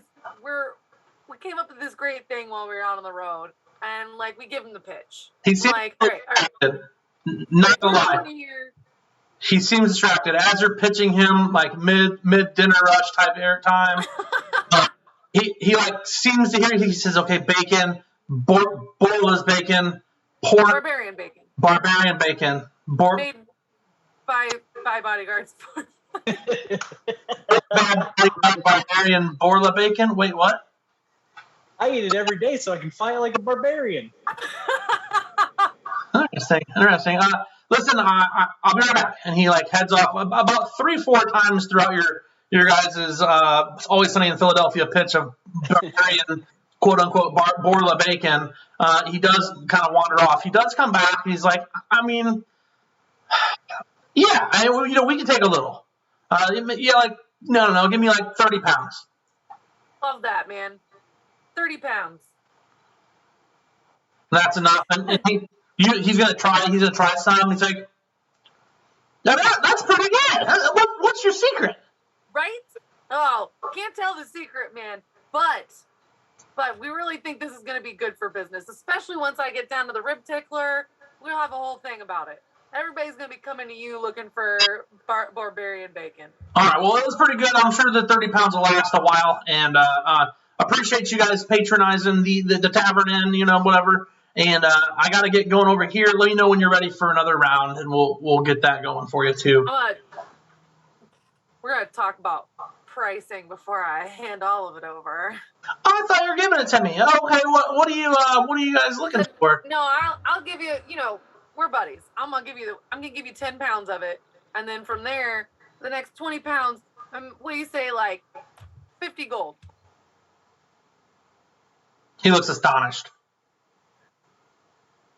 For pork? Good stuff, man. For 20 pounds of pork, you want 50 gold? Yeah, $25 a pound, man. Holy moly! You get 10 pounds for free. Well, that's true. You did give me 10 pounds for free. I could see maybe 20 gold for 20 pounds. A gold a pound is almost twice what they're doing down in the market for pork these days. Yeah, but this isn't pork. This is barbarian bacon. Oh, I do feel a little stronger. Shit. I do feel just a little stronger. I'm telling you. Brand name. The brand name. Well, I can do 25 gold, but that's really. I honestly don't. I do okay here, but ever since the smithy closed, that was how I really made all the money. I couldn't open this inn in the first place without being a smithy, and as you can see, I'm not seeing the same these days. All right, 30 gold, we got a deal, man. I gave you the 10 for free. All right, persuasion at advantage. Persuasion at advantage? Mm-hmm. This is gonna be bad. You wanna back me up, Borla? Yeah. I mean, Yeah. our choice to let the face. Just thinking right here. He didn't recognize the halfling. So charismatic, guys. That's So not terrible. with that advantage, I'll give you +2 for the aid. So you're at 13. Let me just check. He gives you 30 gold. I rolled an at one. I rolled an at one. I slap my fist down on the counter and say, I knew you were a smart man. But I'll tell you what, you let me know when you need more, and we'll be back around soon. I hope to see you over at the Red Tickler, all right? You know where to put your money. Okay, you guys pound your beer and then bounce. Yeah, I'm going to split that gold with Borla 50-50. Oh shit! What do I get? 15 gold each. So McVarus and Webb are left out of the Borla Bacon enterprise. Sure, yeah, they'll benefit from it. Yeah. All right. Very cool. That cheeky bogan said he didn't even know me. But that hag did a number on you. My goodness. So we'll go to the Tar Tavern and in the Killick Fair here. So maybe Borla and Calcine can sell some more bacon, and me and MacVaris can maybe get some potions or something. From the Tar Tavern? No, the Killick Fair. It's right next to the Tar Tavern. Oh, okay. So you're not going to the Tar Tavern, or you're dropping them off there and then you're going? Yeah, those two will go to the tavern, and we'll go to the Killick Fair. Okay. Yes, they are the marketing and sales. How do I change my gold? Yeah, it's like the more unique marketplace. You just mark on your inventory sheet where your gold is. See where it says 10, you just mark in there, and you just got 15, so you just change it to 25 like I just did. Yeah, I can't click on it. When I click on it, it doesn't do anything. Inside the 25, it won't let you? Oh, there it goes. Never mind. Yeah, you got it. 25. Okay. I already changed it for you, but yeah. All right, so we'll go with the what you call it first, the Killick Fair. Webb, you and Magvars get there. The Killick Fair has all kinds of. It has nice, bigger buildings. It has smaller, like kind of rundown, empty buildings. It's not quite nice or not. It does seem kind of inviting, almost like it's mid-class almost because of the severity of either way. It either goes like really nice buildings or not really nice buildings. So like it's not imposing in either way. You're not like, oh my god, we're going to be mugged in a minute, but you're also not like walking in refinery all the time. It's essentially Fountain Square. Gotcha. It's got some renovated homes. Sure. It's on the uptick. But there are a number of stores there that you can stop in that are actual physical locations, not just like street handlers. One of which, in particular, seems like you could get something like the potions you're searching for. Yeah, I think that's where we're going to start out here. There is a bit of a market to Killick Fair as well, but there are a couple of real buildings too. One of the real buildings has a potion above the door in itself, as well as what looks to be different kinds of plants or herbs behind the potion. All right, we'll go in and check it out. There is a man in a white coat, and he has like kind of larger pockets on his coat. He's got a bead of string, a string of beads around his neck with a closed fist at the bottom of the string of beads as like an emblem on it. And he has tables set up inside this kind of permanent type tent. It's almost like a very, very fortified canvas tent of sorts. He's got tables set up with different like alchemy type things going at different colors and different setups. Like think like strange mad scientist type tables, like 3 different tables set up with different colored concoctions in each. And he's got a bench and a large chest in front of the bench that he uses for his main counter. Do I recognize what the emblem is on his necklace? That would be. You'd have to look into that. Let's see. So do you have religion? I do. I'm not Nerds have everything. fantastic. I do as well. How many Yeah. skills? Yeah, no, that's good. So we could both roll, I guess, since we're religion. Hey, there we go. That's pretty good. Or a nat Ooh. 20. Nat 20 helps too. All right. Webb, you instantly recognize upon seeing it, obviously with a nat 20 will give you the benefit of the doubt there. You instantly recognize that this closed fist is a older and less popular holy symbol to Gard Khan, the Destroyer. He is someone you've heard Calcine mutter curses to or phrases to in the past. He is Never curses. Well, Never curses to Gar. Okay, well, essentially, Gard Khan is known as the Destroyer because he is the axe wielder or the time killer. There's many names for him, but he is a strange emblem for someone of like a almost scientist type background to have on a necklace. But nevertheless, Gard Khan is a god that many barbarians follow, many warriors follow. But he's also one that people whisper like horror stories to occasionally and say, like, if you're not good, Gar will come and recruit you for his army. You know, stuff like he's going to take you away and make you fight until you're dead. You know, like he's a nonstop fighter god of sorts. But he's a god of anger. He's got a few different areas he's over.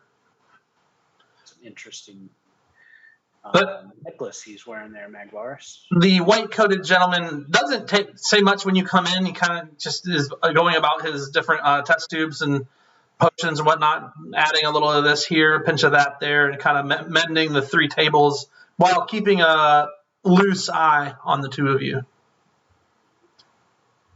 Just guess I'll walk up and ask, do you have any potions to sell, my friend? Well, you've come to the right place. I'm Dr. Klein. What is it? What kind of potions were you looking for? Well, I've been using these potions of greater healing, but if you have something stronger, then I'd be willing to take a look at it. It just depends on your pricing. Nah, potions of healing are always in high demand, I can tell you that. Biggest problem with them is the components are so damn hard to come by anymore because of how high demand is. I tell you, the Adventurers Guild here has sapped me of almost all my supplies. Now, I'm not going to complain about just for complaining's sake. I'm saying that they're on high-end demand, so there aren't really too many ways to come about, giving you a potion for not kind of an expensive amount. So, I don't know.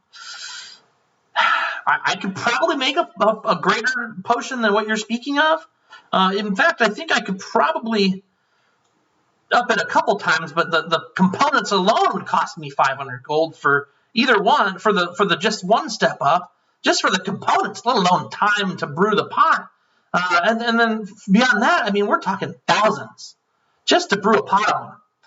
So I could, but I don't know that it's something that we can get into. Now, I will tell you, I do have a handful of these nice standard healing potions left. I actually have a very interesting contraption. A friend of mine, not very well looked out for his race in general. People don't really find to be the coolest race. It's something that not a lot of people have accepted. Kobolds into the main society. They are a little treacherous at times, but I'll tell you, he's a very smart individual. I've had some interesting conversations. What's that? Sorry, I'm not there.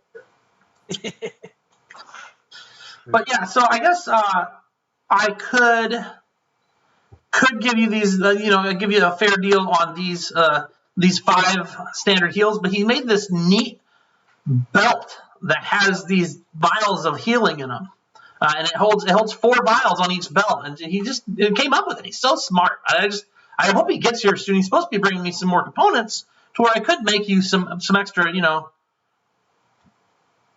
good potions or something once I get some components in. Then we can big batch, and then I can give you a more fair deal. So what is this belt? It's just like It's a belt that has like vials, like 3-inch tall, like glass vials that just slide into it. Think like what is a bandolier? Is that what they wear with the bullets through it? yeah.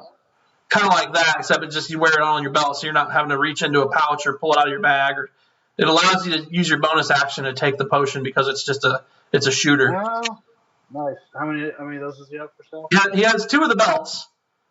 Each How one much are is those? 4. I'll take both. All right. So belts and healing potions, you're looking at 75 gold apiece. For 75 each gold apiece. 75 gold for the belt and 1 of the potions. You want to fill the other 3 up. He's doing 50 gold apiece per potion. So you're looking at 75 plus 150. That'll be 225 for 4 potions and a belt. Now, Dr. Klein, if we purchase all this, we're going to have to get a better deal than that because we're purchasing all of them. Where is this accent coming from? Goodness gracious. I'm from Brooklyn. I like. She messed with your entire everything, so I can see how. Oh, yeah. Maybe your voice is still finding its reality. It's hard to say. It's like every day it's something different. Yeah, like or whatever. That being said, yeah, I mean, if you're gonna buy both of them, I mean, I can do 380 for both. These are like 380 for both belts and all the potions. Mhm. The standard healing potion. Yep, which would be 8 standard healing potions. Yeah, I don't have enough for that. Well, what if we were to do 1 belt and the potions? Well, we're looking at.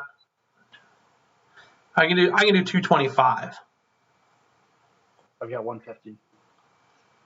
150 and you got a deal. Well, you could get 3 potions on their own, or you could get the belt and 1 potion, and you'd have. Or I could roll persuasion and we could just take the 150 that we have. You can roll persuasions and hope for the best. I might give you the benefit of something or other. Hey, that's a yeah, 26. brother. It's pretty good. Listen, if you can come up with 200, I can give you all 4 potions and 1 of the belts. That's the best I can do. That's basically cost for the potions and the belt for free. How much do you have, Webb?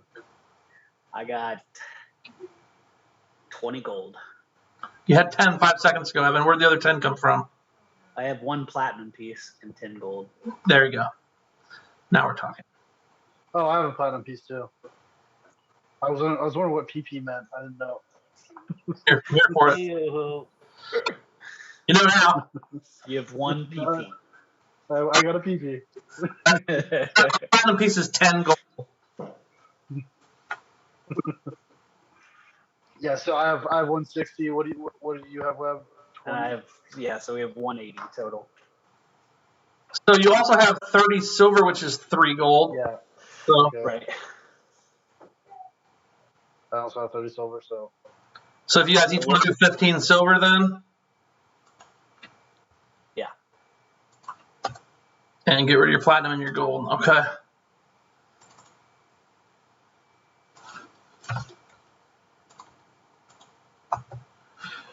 All right, I did it for you guys. You can put 4 healing potions on your sheet, Magvaris.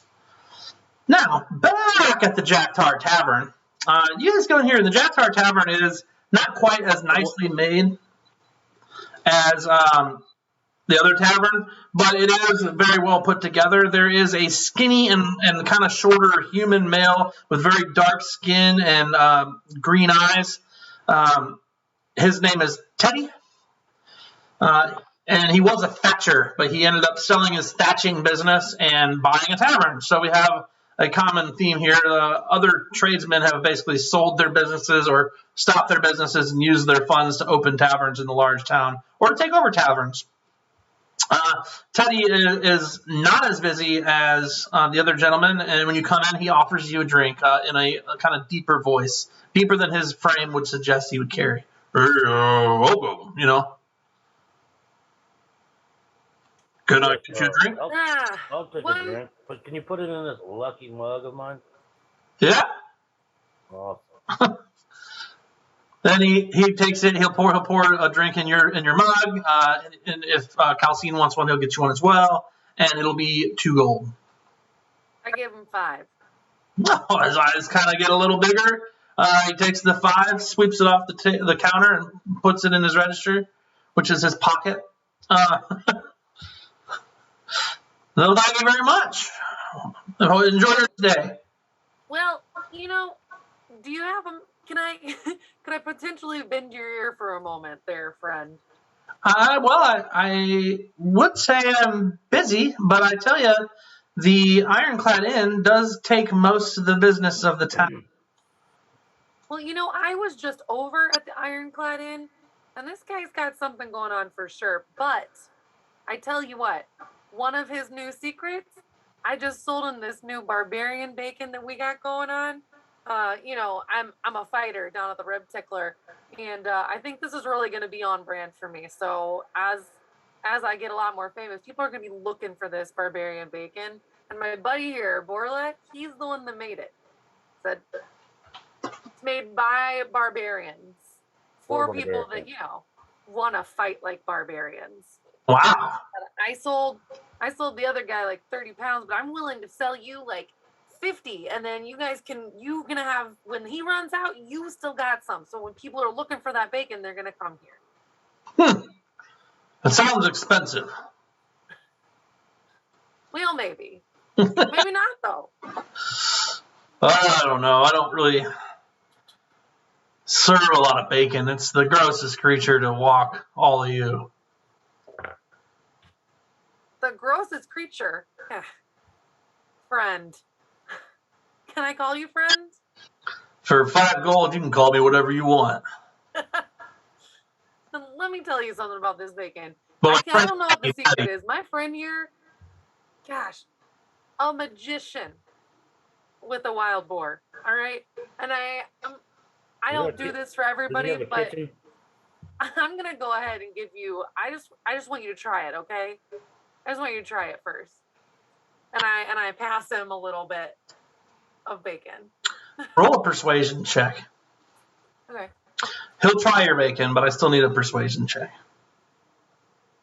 Advantage? An advantage, please. No, it should be advantage because Borla's assisting. Yeah, he didn't. He did say advantage before. He recognized Calcine from the bar fight. He recognizes me from the bar fight. Did I No, didn't fight here? The other bartender owner did. This guy did not recognize you upon entering. Okay, that's fine. Back there? He tries it, and he tastes it. He seems kind of doing one of. He's just a little stringy. Kind of a lot of salt. Bacon. Yeah, maybe it's because I don't eat a lot of pork powder. Doesn't sit well with my stomach, but I don't know. I appreciate what you're doing. All right, man. That's fine. But I'm not going to push anything on you you don't think you can sell. But I tell you what, the guy at the Ironclad Inn, he's going to be happy to be able to get his hands on a lot more of this. All right, well, let me know when you need another drink. Bet. This is a hole. Cheers, friend. Yeah, it's not quite a hole. I mean, it's not ran down. It's not the Red Sock, but or the Fisherman's Nook for that matter. But it is not as good as the Ironclad. He might not have as much liquid funds to mess around with. Cool. So you guys managed to sell some stuff, and you managed to get some stuff. You're in the town. You still have not checked back in on the loggers, the lumberjacks. You have not checked back in on that yet. And what else is there? What other stuff do you have to do? Obviously, there's Adventure Guild. Calcine, We hear still need me to go out. back there. Hear me out. We give him the bacon, sell, and we come back and collect from the proceeds for the bacon and all the other business. Mafia style. Protection.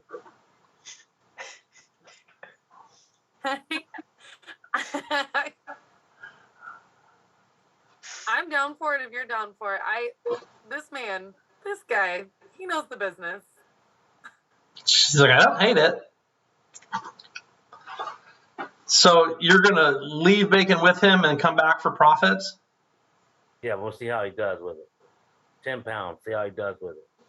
So you're gonna give him 10 pounds at risk, and then expect. And what do you expect? I'm walking around with 150 on me. What?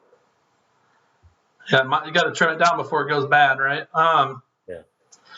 All right, so you give him 10 pounds at risk, and he says he'll give you 5 gold for it if he can make 5 gold off it.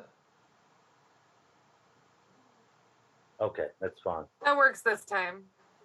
Okay. He'll be ready to pay more next time. All right. So yeah, and then are you guys going to stay there? I know you guys are still. The other two of you are still. Let's go back over to the Killing Fair. You guys are. I think we're going to meet up with the other guys. Where are you guys so planning on the meeting? Adventurers Guild. The Adventurers Guild, Daggerford. The Dagger. Ford. Yeah, Ford.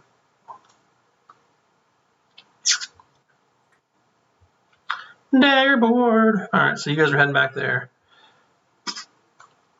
And at the Killick Fair, are you guys going to do anything else with any of the merchants there, or anything else with Dr. Klein?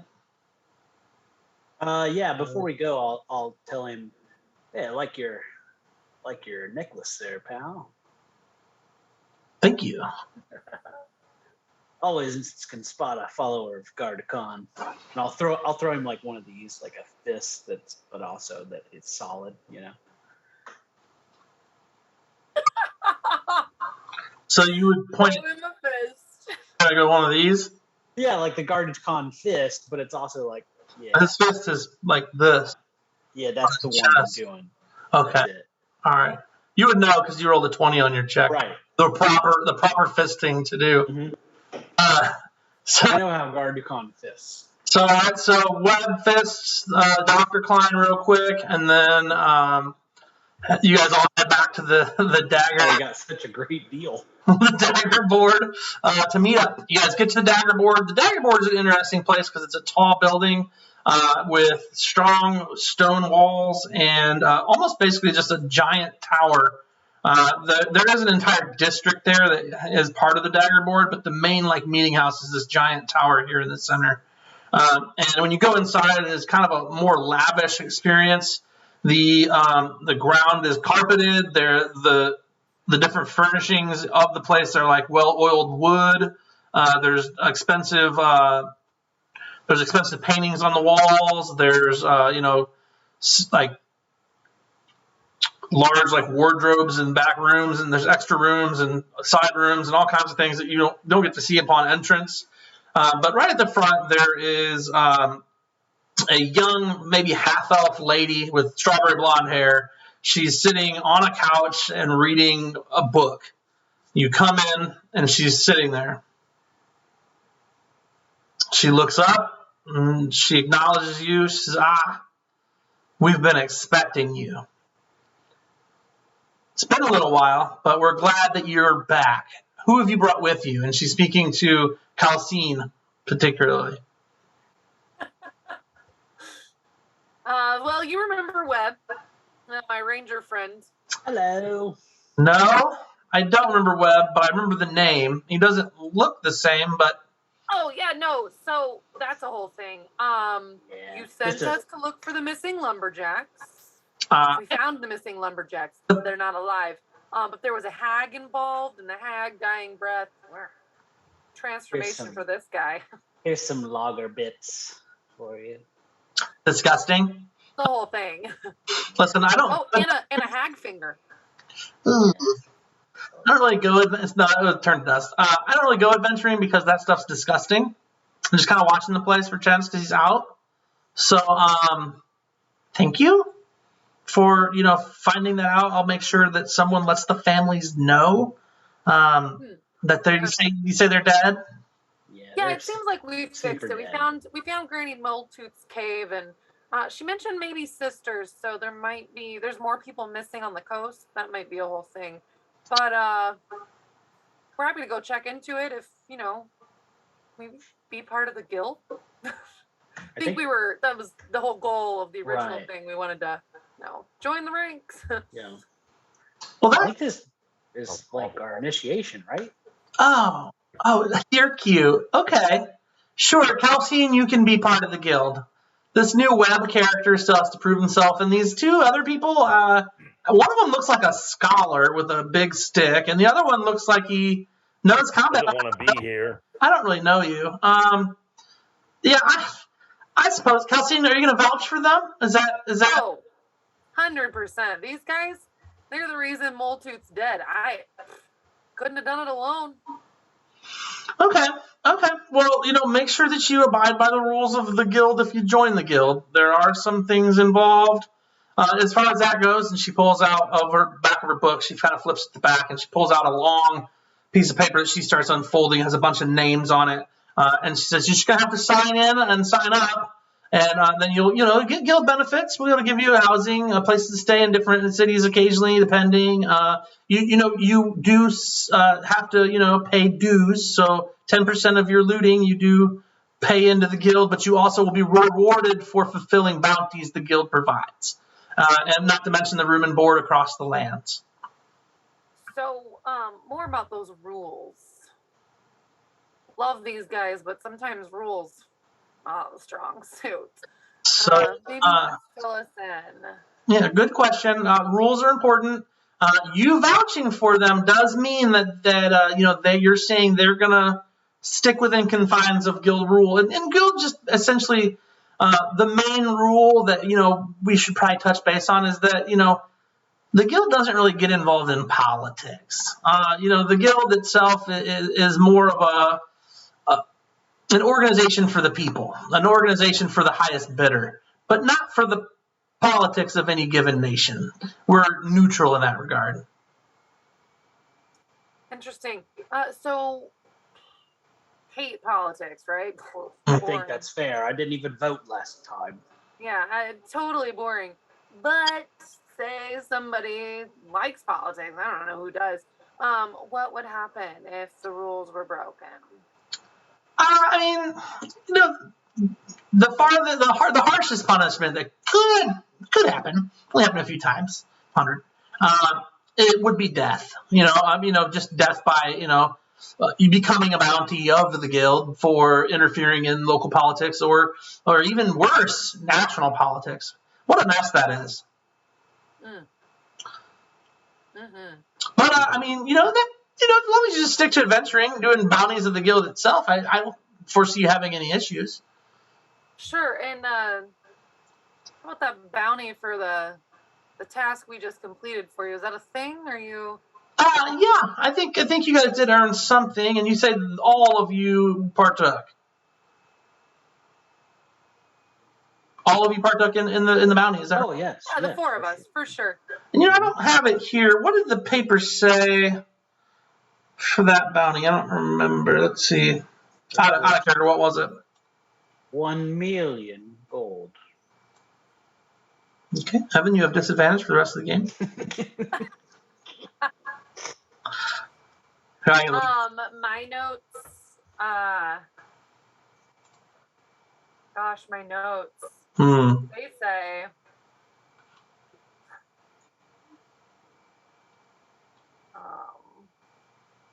I'm checking through my notes too.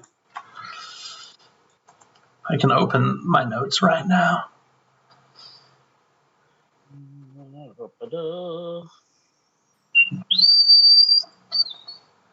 My notes have more information on Smacky the Frog than the bounty. Snappy the Frog? Smacky the Frog, leap out of the way, there's fire. That's right. Right. That's true. It was going to be... Come on. Yes. It looks like it was going to be 75 gold per person. Oh yeah, brother. We should have added more people. Well, because we originally left with 4 people, and then we came back with 4 people. And that's not that crazy. 75 gold per persons. That's fine. So I'll disperse that for you guys. Don't worry about it. I'll do it in the inventory sheet real quick. Where that is. Right here. Okay. 300 gold split amongst yous. Boom. Should each get 75. There you go. Good job completing your first quest. Now, there are a few quests available for you to choose from if you choose to do guild quests at this time. Were you planning on going back out adventuring here soon, or were you planning on sticking around the city for a while? I don't know, but we would like to take a look at what's on the board of daggers. And also, do we get like a badge, or how's that? Do we have to be part of the guild to do the bounties, or can we just like freelance those? So you get a third of the. It sounds like you're joining. If you're getting 75 gold, that's because you're joining the guild. If you're not joining the guild, you get 20 each. Yeah. So you get a bounty on guild items. You get use of the guild's holdings in all the lands, which is every country has guild holdings. If I find stuff in the adventure, do I have to give it to them? You have to give 10% of your earnings in some form from bounty, Tithing, like a tithe. And that could be in like weapons we find or armor. Yeah, it could be weapons, armor, or gold, and it is kind of sort of the honor system, but there is a magic on it as well once you sign your name. Magic. What's 10%? Yeah. I mean, if you weigh it in one hand and weigh it in the other, it weighs out more in your favor. Right, 10% would have gone to our housing, but now we've got access to more of those health potions that you couldn't get because the guild has all of them. Guild has bought them out, and they have their own alchemists in a couple of different places. Yeah. So do we get a discount for buying them from the guild? I never liked politics anyway. We just got to make sure that the second we start breaking rules, we can kill everybody that comes after us. Oh my gosh. Never thought of that. Or cover our tracks. It does so to kill everybody. I don't like killing people. Love it. Awesome. So are all of you going to join the guild?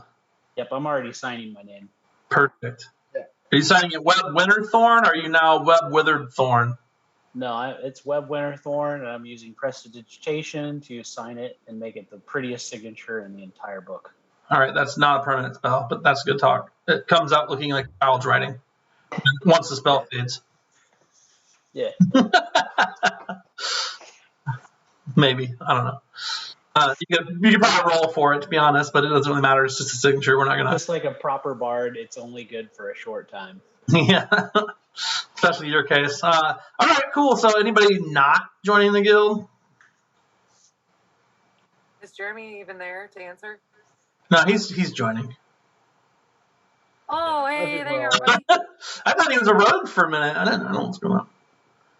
I don't know. I think Borla signs it With an act. another name. Pierre St. Clair is what he signs it. Your birth name? Yes. So you're not actually signing your name. I know he's not going to. No He wants that 75 gold though. No ink appears when you try to write someone else's name. I was just testing him. Good call. Take gold.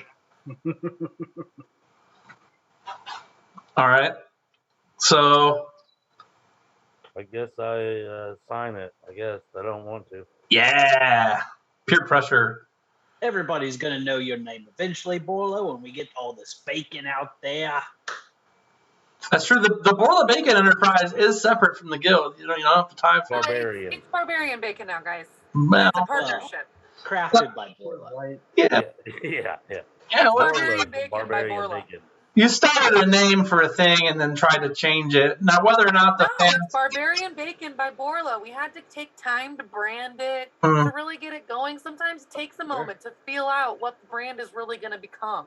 Yeah. All right. Well, I mean, I see what you're saying. I don't know if I agree. But that's okay. That's not for me to agree. So, Barbarian Bacon Enterprises is separate than the guild. Did anybody not sign? It sounds like everybody's going to sign, even if they're not willing. Magvarus, I haven't really heard from you. No, I said I would. Okay. I didn't hear that. That's what direction the team's going anyway, so. Awesome. Everybody signs their names. Very fantastic. You guys all have joined the guild. There are 2 particular quest items that the guild is mentioning as available at this time. A high-ranking captain, like a well-known captain, I should say, has been complaining about being attacked by sea creatures, sea humanoids off the coast, near a set of islands out that is unclaimed territory. It's not of any particular land. I mean, Greenweld itself doesn't care. It's less than a mile worth of land. It's literally maybe just over half a mile worth of land, and it has barely any vegetation on it. That this has all been happening near. And then 2, there has been a number of missing people come up. The one that you are noted for is a nobleman who was traveling from Korsoth, has not arrived, and it's been over a week. He was supposed to come into port. He would have traveled along the coast by where you guys just were near. By boat? He did not like sea travel, so he was probably on land. As much as possible. There's a place to port to get to Grenweld that's not Summerside. He is of Summerside, so he would have ported somewhere and traveled most likely along the coast, as it's the least nefarious place typically to travel and easiest to travel. But he has not shown up. There is a 1,000 gold reward if he is found alive. If he's found dead, there's a finder's fee. It's not nearly as much. The 4 would basically make 50 gold a piece, or you can make 250 a piece if you find him alive. So there's really those are the 2 main quests on there. There's the captain is having some issues out at just a few clicks out at sea, and then there's this missing nobleman, kind of back the way you guys had come. It does pay well, but the weeping palms or the whispering palms is known to be kind of a heavy hitting kind of place. The fact that you guys made it there and back alive, barely, actually speaks to your talents at staying alive. What is the bounty for the first quest? For the captain. So you would ride with the captain, and you would both get some sea training on how to, run a boat in case you don't have any, and the passage would be free. He would also include passage to any other continent you needed to get to, which is hard to get if you're not higher class. Even for guildies, most guildies have to take small boats that take forever, that have no comfort. They have to pay a huge amount of gold to just get across the sea. So the fact that he would take you across the sea and teach you how to work a boat if you had no experience is pretty good in itself. It does not pay as much actual physical gold because the captain isn't a noble family, but he would give up to 500 gold to the party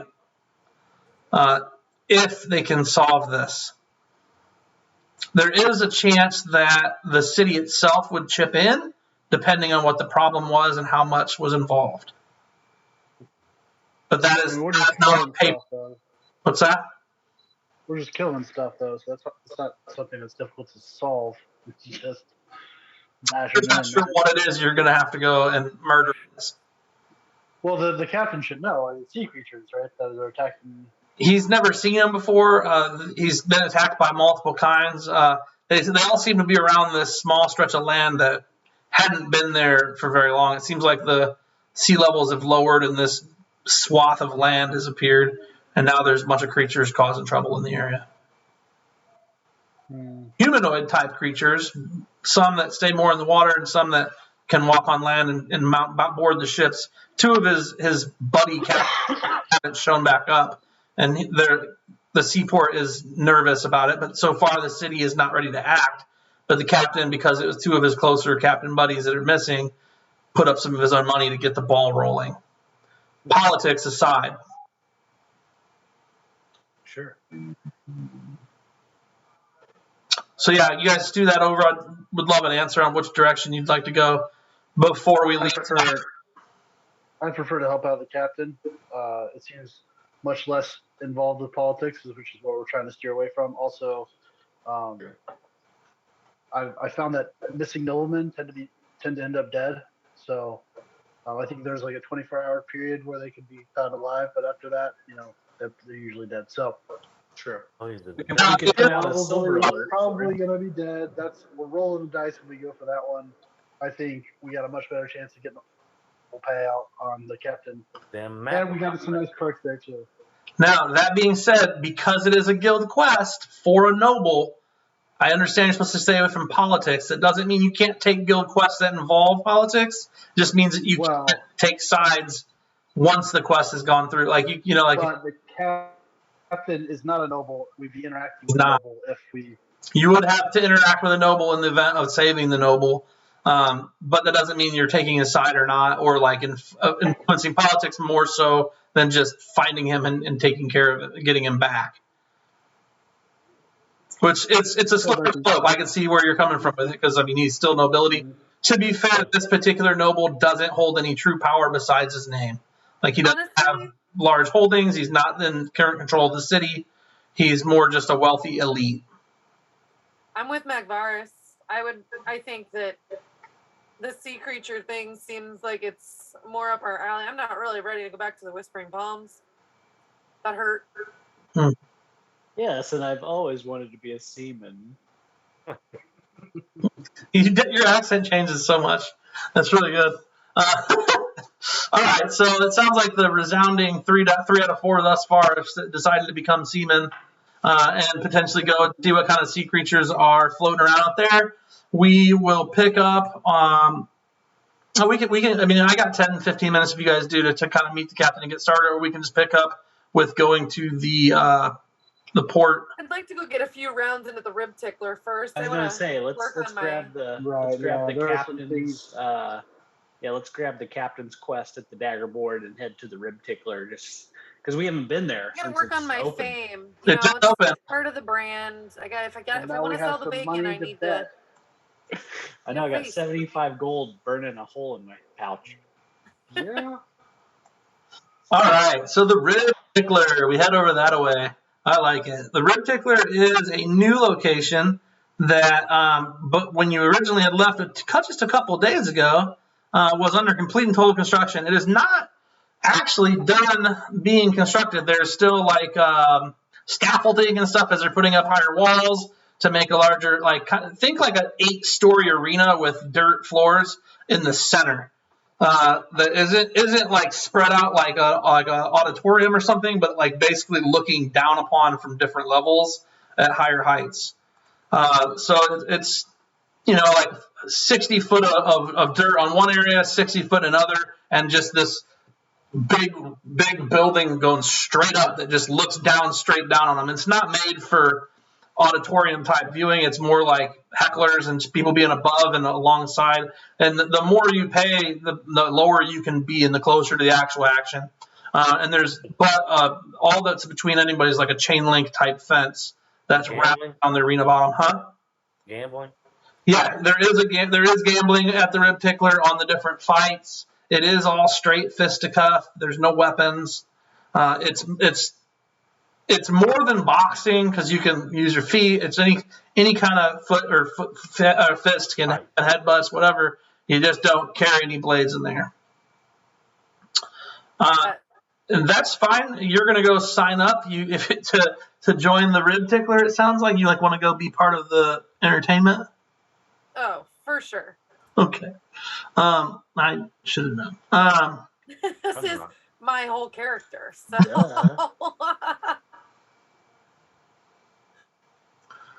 Okay.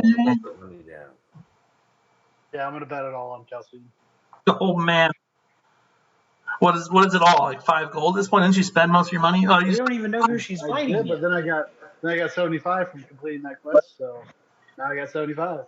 you're feeling rich again. I like Let's double it up. Double or nothing.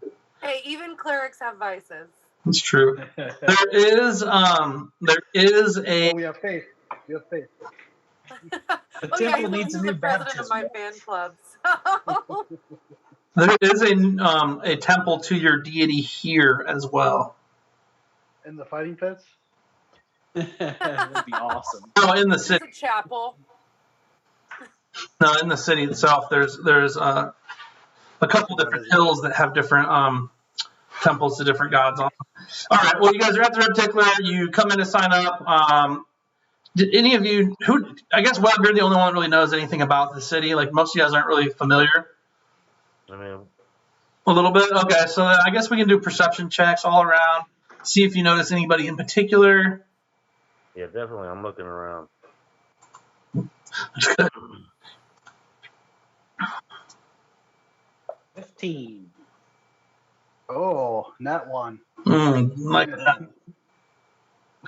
Okay, so best we got is Webb.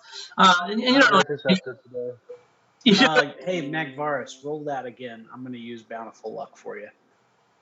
All right. still has that part of Webb sticking around. Lame. Didn't Much waste better. it on They should have waited to use that for fight. It's just a reaction.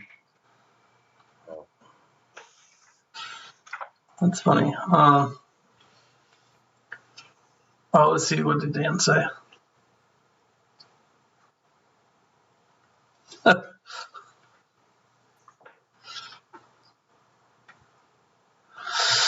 Perfect. So the Red Tickler is ran by a half-orc gentleman with a metal claw for one of his hands. He is gigantic. He's close to 7 foot tall, probably pushing 3,500 pounds.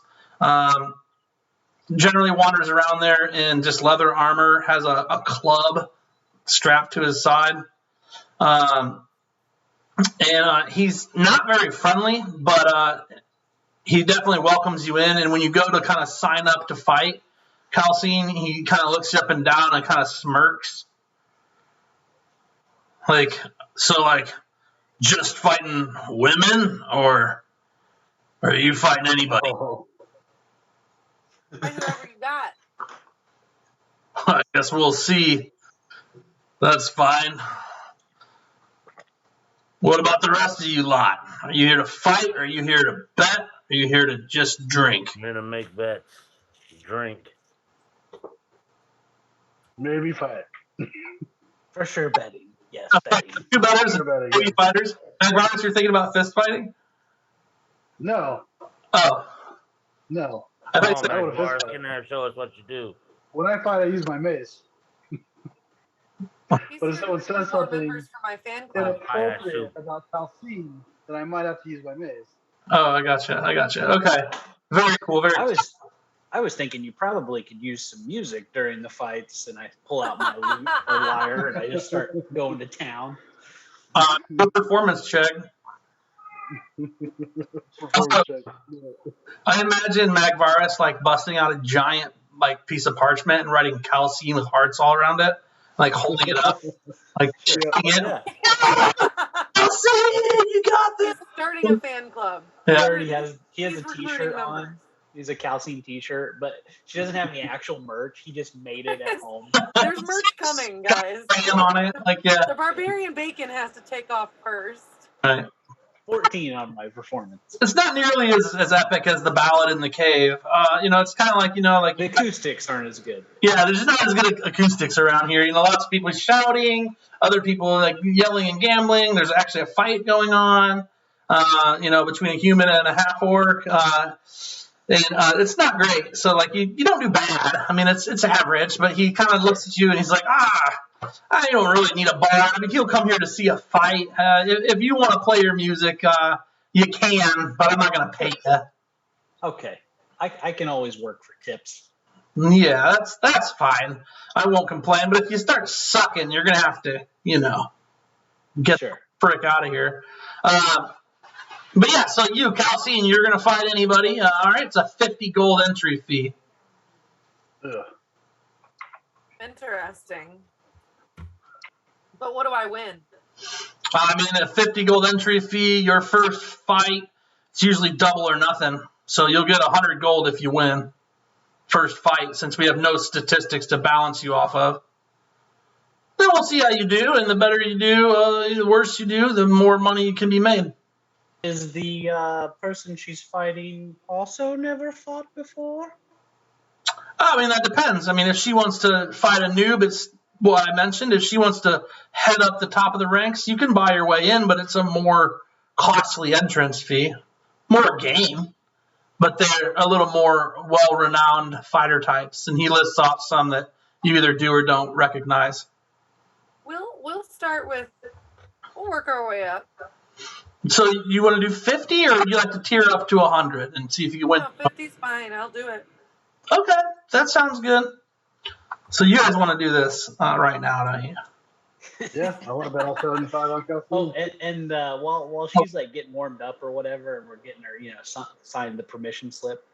I'm gonna look. I'm the gonna release form. I'm gonna like look into my bag and stuff and discover that now I have a drum. Who knew that I had a drum? So instead of playing this lyre because the acoustics are shit, I'm gonna play this drum because that's gonna get the right beat going for this. Yeah, that makes sense. Get it? Beat. I'm actually going to put every penny I have on Calcine. I'm going to put my 75 gold pieces, 15 silver, and 30 copper. That's all I got. So I'm gonna wait till I'm like kind of by myself, and I'll put 25 gold on Calcine. I'm gonna put 50 gold on whoever she's fighting. Talk about hedging your bets. What kind of odds are we getting, by the way? Doesn't matter. Calcine's going to win, but what kind of odds are we getting? Double or nothing. Everybody's going to double their money this time. Okay, so it's just 50-50. Yeah, 50-50 chance at this point. Just because they don't know anything about you, so there's nothing to. Let me see here. Hold on, sorry. Looking for something.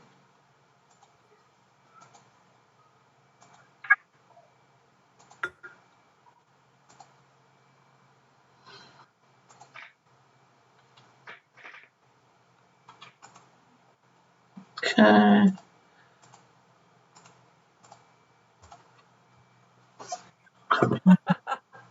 Put 90 gold on it. All right, everybody type out your bets in the chat. What? Type out your bets in the chat box so that we have them. Can I use never tell me the odds right here? Yeah. Okay. My bread and butter.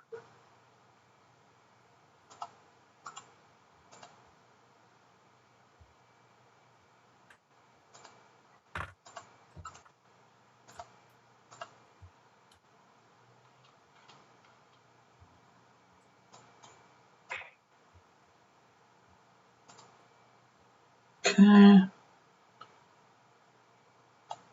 We're just going to need this one little swatch here.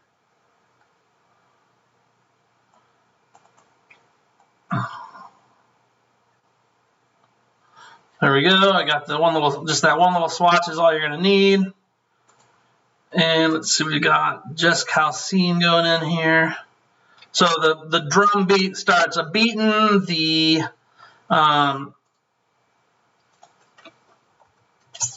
The drum beats beat the crowd's What's the rules here? Can I slip a shield of faith on her before she starts starting? Isn't that a reaction? It is a bonus action. That won't last very long. 10-minute concentration. Okay, yeah, I mean, they're not really monitoring that, so, I mean, as far as you know, so. Hell yeah. I'm not paying attention to anybody. I'm just getting ready to fight, so. It's not letting me target her for it. Oh, let me put 90 in the chat.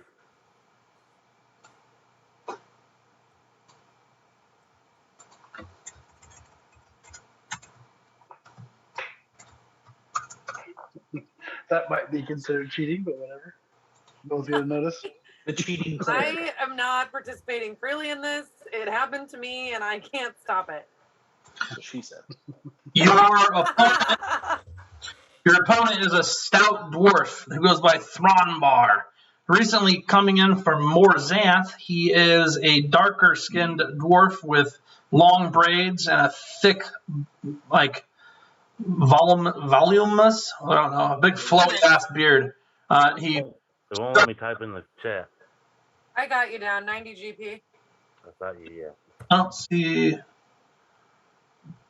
Okay, that's fine. So so Thron. Let's see. We'll do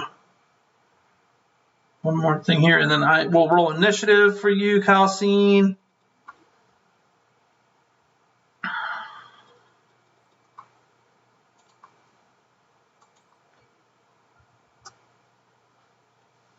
It's pretty good.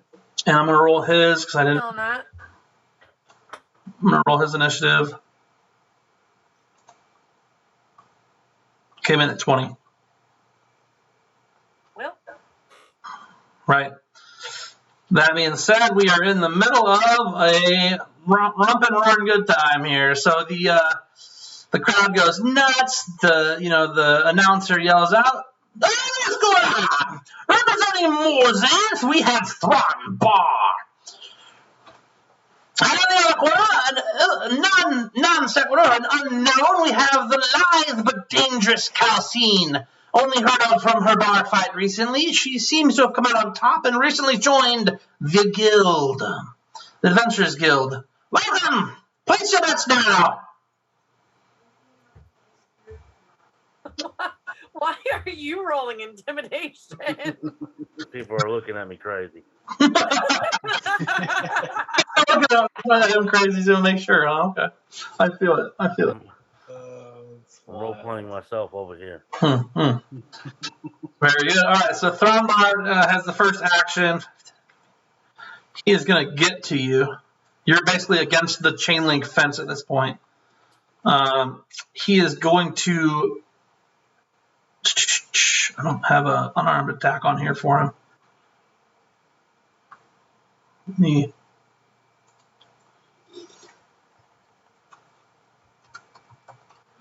me fix this. I got the drums going. It sounds like the intro to a Disturbed song.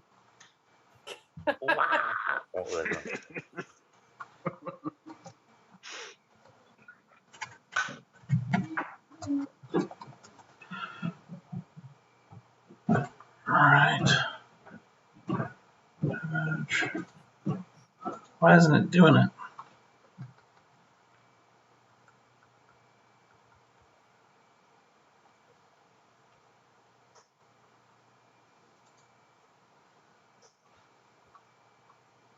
Hold on, it's being crazy.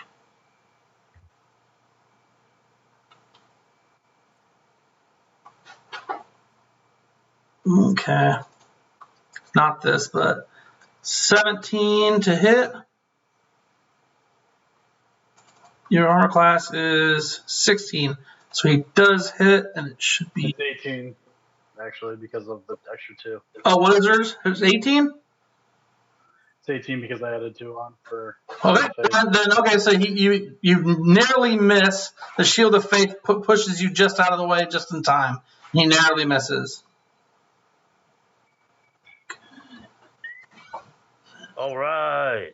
Calcian, you are up. Go ahead and do your deeds. Is raging frowned upon? Because that's going to be my first action. It's not. You got a rage. Which also comes with a wild surge. There you go. Oh no!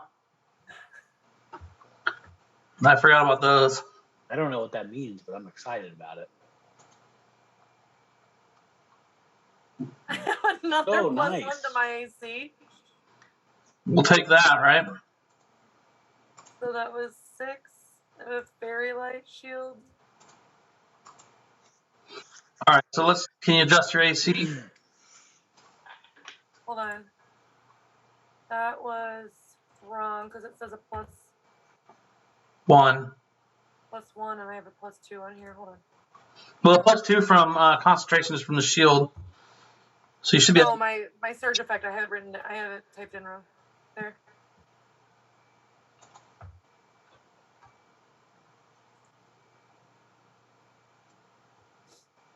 All right. Okay, he's gonna swing on you again. Oh my god. Wait. That's a bonus action. Oh yeah, I'm sorry. Yeah, all right, you would have got a free attack anyway. I got distracted. So go ahead. So he runs up on me, tries to swing his fist, and I slip it, and I rage out, and suddenly, not only are my eyes a brighter coal glow, and what's loose of my hair is just raging fire, I also now have fairy lights dancing around me, which is distracting for him. Absolutely. He's the super distracted.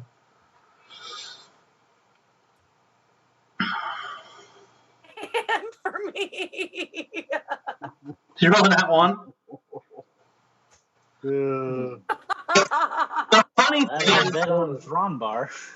I The actually funny rolled. thing is, he just did 2. Yeah, you guys cancel your guys' nat ones cancel each other out.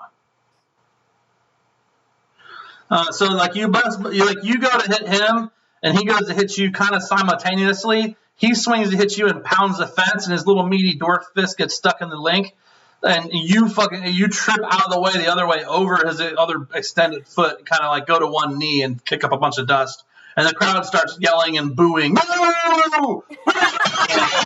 Lame! And then it's back to him. My turn. No, then it's your turn. All right, I'm gonna pick myself up, dust myself off, and try again. Successfully. A 20 to hit him. All right. And I'm gonna work my way out of this corner. Try to go this way. Okay. And then the Thronbar, he is going to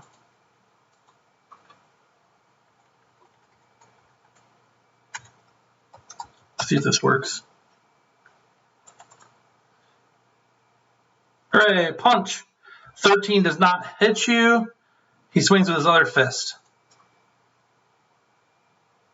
A 13 does not hit you. We're not even seeing the results of your rolls. They're not coming up on there? No. Well, I mean, they're coming up here. I'm not sure why they're not. Let me try something else. Yeah, well, they've never come up. Honestly, the whole time I played Fantasy Grounds, the DM's rolls don't really come up on the tracker. Usually we see the results, though, not the... Yeah. I've never seen the results. Maybe because I edited the sheet so it would be not as bad. That's a setting. But I haven't changed it. I don't know. It's fine. You don't need to see them. I'm not going to cheat. So, I'm not worried about you cheating. I just... something. Yeah, I'll look at it later. But anyway, we got to wrap it up because it's almost 11:30, and I have to work early. So, I'll swing and miss, and then swing with my offhand. On that nat 20, though. Wow. I just see you guys going back and forth, like basically blocking or whiffing or catching chain link and like going to knees, and then eventually you come back with a swung and then like followed through with my elbow real good. Nice. Like he slipped it, but not quite enough. Okay, let's get some damage out of you. Oh, bummer. Double one. So damage though.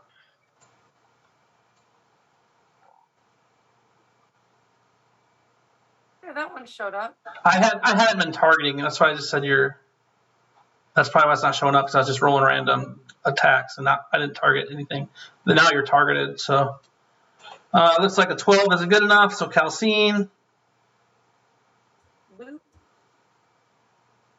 That's a miss.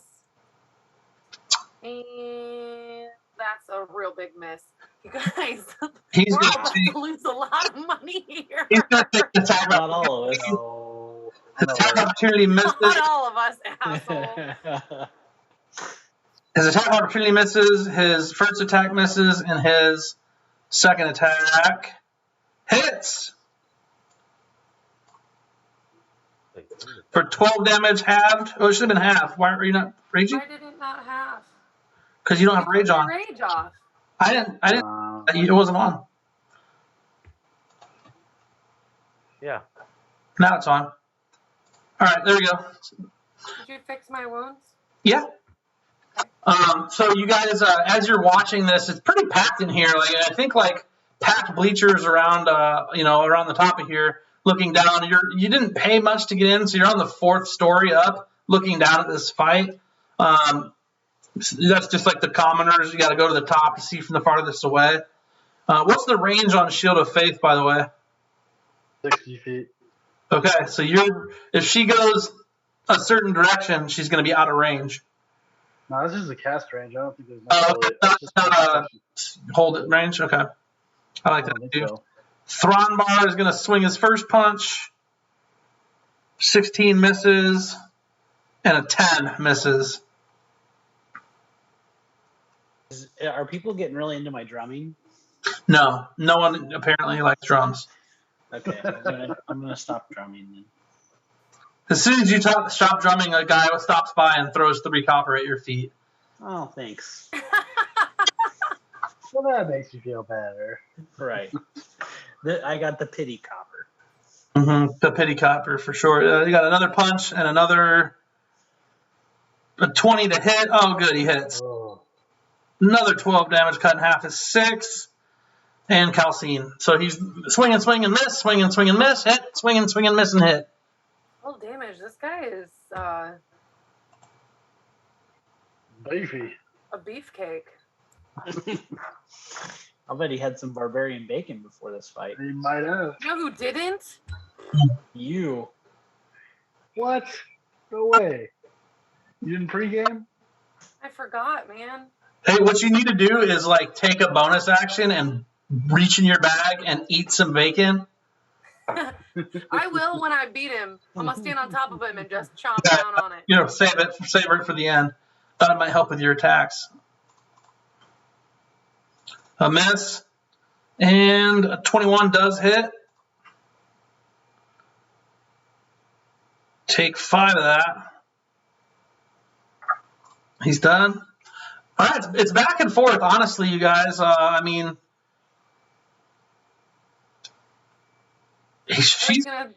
not gonna describe every single hit. It's gonna take forever. Yeah, no, you're fine. Looks like you miss, you hit.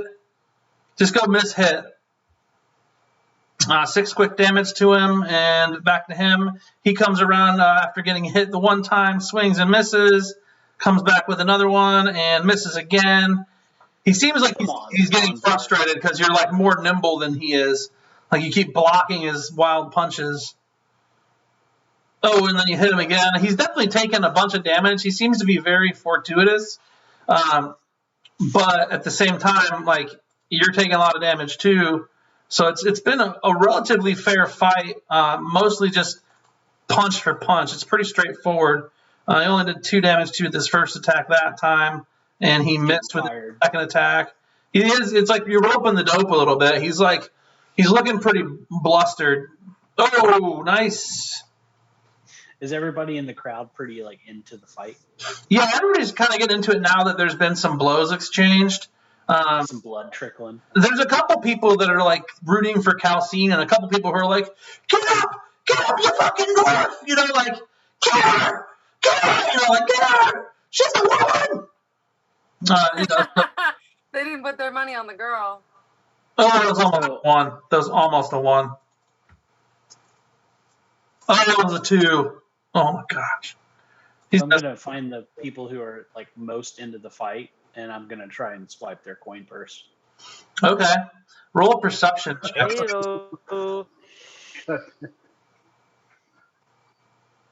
You said perception check? Yeah. It's a 16. Okay, you notice there's 3 younger kids, probably all under 12 years old, about 10 10 or 15 feet ahead of you, working their way through the crowd. They came in from an entranceway just to the next to you, just to the left of you, and they started working their way that way. And you literally see them going and like reaching and cutting and snipping. Nice. Notice them going, and one will cut and drop it to another one who slides it off to the youngest one, who steps off to the side at each hallway and meets someone you can't see. Okay. I'm gonna go to that. I'm gonna stealth to that hallway. And All right, roll your stealth check. McVaris and Borla, Webb kind of saunters off from the rest of the team. I'm gonna keep watching the fight. Yeah, he leaves you guys. Attack of opportunity for 10. Calcine on Thron Bar. Yeah. And then it's your turn. Oh, that one. Oh, Thron Bar takes his attack as well. Misses as well. And that's your 2, right? Okay. slippery characters here. On the hits with the 22. Take 4 damage, and then it's your turn. All right, well, what was your stealth? 10. Okay, you don't do great at it, mostly because you're carrying a drum, and every time you turn around, you're banging into somebody, and it goes. Boom, boom. It's not like they notice you because it's a lot of crowd stuff going on. Sure. Like you're like you didn't put the drum away, bud. Like you just Right. walking and you banging into people's elbows Sure. and tripping over people. And then is it Thronbar? Sorry, yeah, I forgot to hit the button. That's how I have to judge it because I'm working with them too. Looks like he hits you with a 23. You take 4 damage. Swings around and misses. And Calcine. And you get to the corner and you can roll a perception check, Evan, to see if you can see who they handed off to. Before I do that, I'm going to cast invisibility on myself. Right here? Yep. Okay. Before I look around the corner. You said perception check? Yeah, no, you're doing an investigation check, actually. Oh, sorry. The perception was good, too. Looks like he hits you. You take 3, and then he swings again and misses. And let's see, what'd you get, Evan? Perception 25. Damn, these are getting bad. Yeah. These are getting real bad. Oh. What was your investigation? 21. Okay, so you see a young teenage human girl with dark hair and dirty skin carrying like a small like knapsack or backpack darting around the outside rim of the building just as you come around the corner. You're pretty sure that's who the kid handed it off to. And when you look back, you see the kids meeting someone at the next and doing their same thing. Pickpocket, drop off, hand off, next person. They just keep they're doing that through. And you tell too they're not hitting every single person at the location up either. They're picking and choosing. Looks like he hits. 12, takes 6, misses. Calcine. He's getting pretty down there though. Like he's definitely seen better days. I'm going to cast Mage Hand to grab the backpack from her. It weighs more than 5 pounds. You can tell because it looks heavy. Oh, does it? It looks kind of heavy. I mean, you can kind of tell. Oh. Well, I can hold up to 10 pounds. Huh? The hand can do up to 10 pounds. Okay, I mean, you could try it. Oh, he's got like a tiny little nibble of belt. So close. So he looks at you. Bar. He looks at you and he kind of like goes, "Argh!" And you see like he gets really mad about it, and it looks like he kind of like gets a second wind of energy.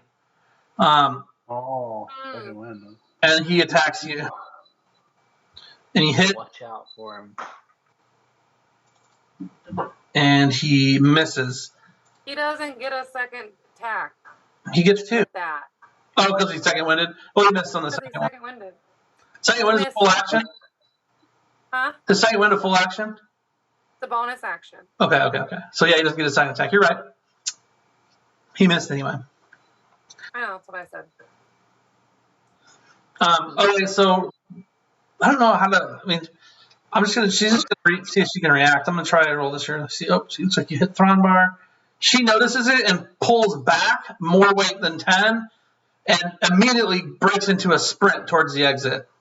I cast silence on her. Is that I'm range? chasing yeah, I'm chasing after her.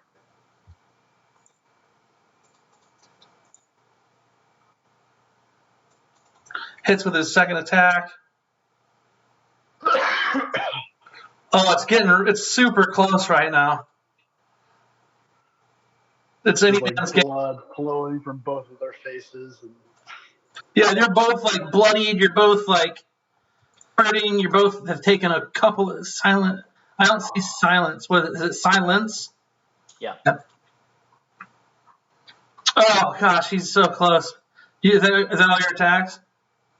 Yeah. Okay. Here One of comes. those was a nat one. Oh really? So he gets a free attack. He misses his attack opportunity. He misses other 2 attacks. Misses all 3 attacks. Oh my gosh. He's hurt, man. He isn't doing great. Oh, God. No way. That's you. It's getting sloppy out there. It's really getting sloppy. He does 6 damage to you. It's like the end of Rocky. And then it's his turn, right? it is like the end of Rocky. Damn. He hits. Wait. Did we skip you? Calcine. At this point, I'm going to start chanting Calcine, Calcine, Calcine, Calcine. And he misses. And Calcine, you're up. All right, I'm going to second win. Okay. Silence. Concentration up to 10 minutes. 120 feet. 1 action. Fucking second Oh win. my man. goodness. All right, There that'll you do go. her. Doesn't matter. So you get him. All right. Over. Yeah. He only had 2 hit points left. You just did 10. So I foresee the roundhouse kick coming before anybody else does. It just plants one across his face and buries his face in the dirt. And once he's face down in the dirt, I'm going to put my foot up on his back, pull out some Borla bacon, And just take a bite. and put my fist in the air while I eat my bacon. Okay. That's amazing. The crowd goes freaking bonkers. Some people are real mad and some people are real glad. Make sure that you guys fix your money up accordingly. Because we had some bets wagered.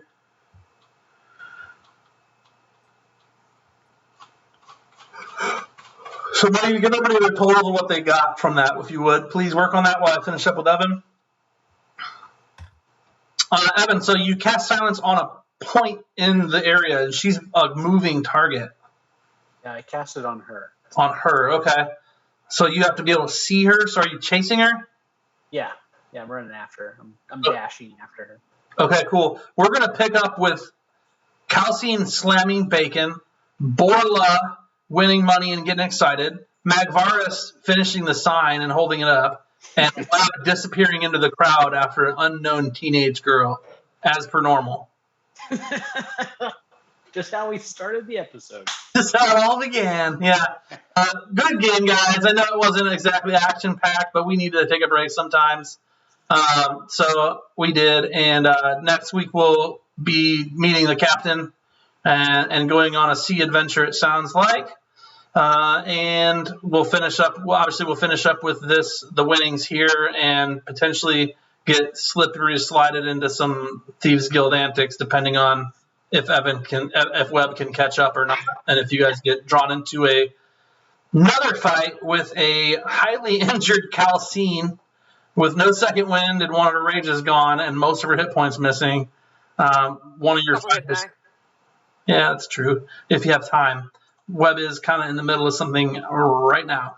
Oh, no, I'm going to take my hit die as soon as I'm done.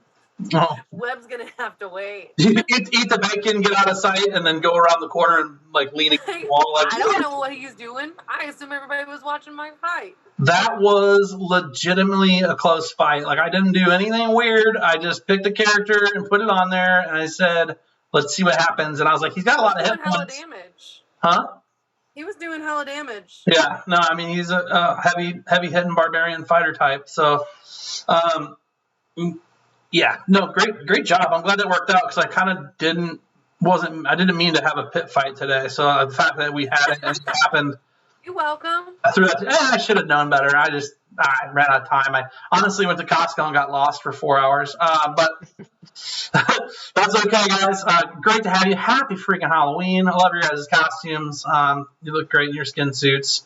I will see you guys in a week. If you get a chance, come check us out badly playing Fortnite on Tuesday, 9 p.m. EST. Like, subscribe, follow, all the things.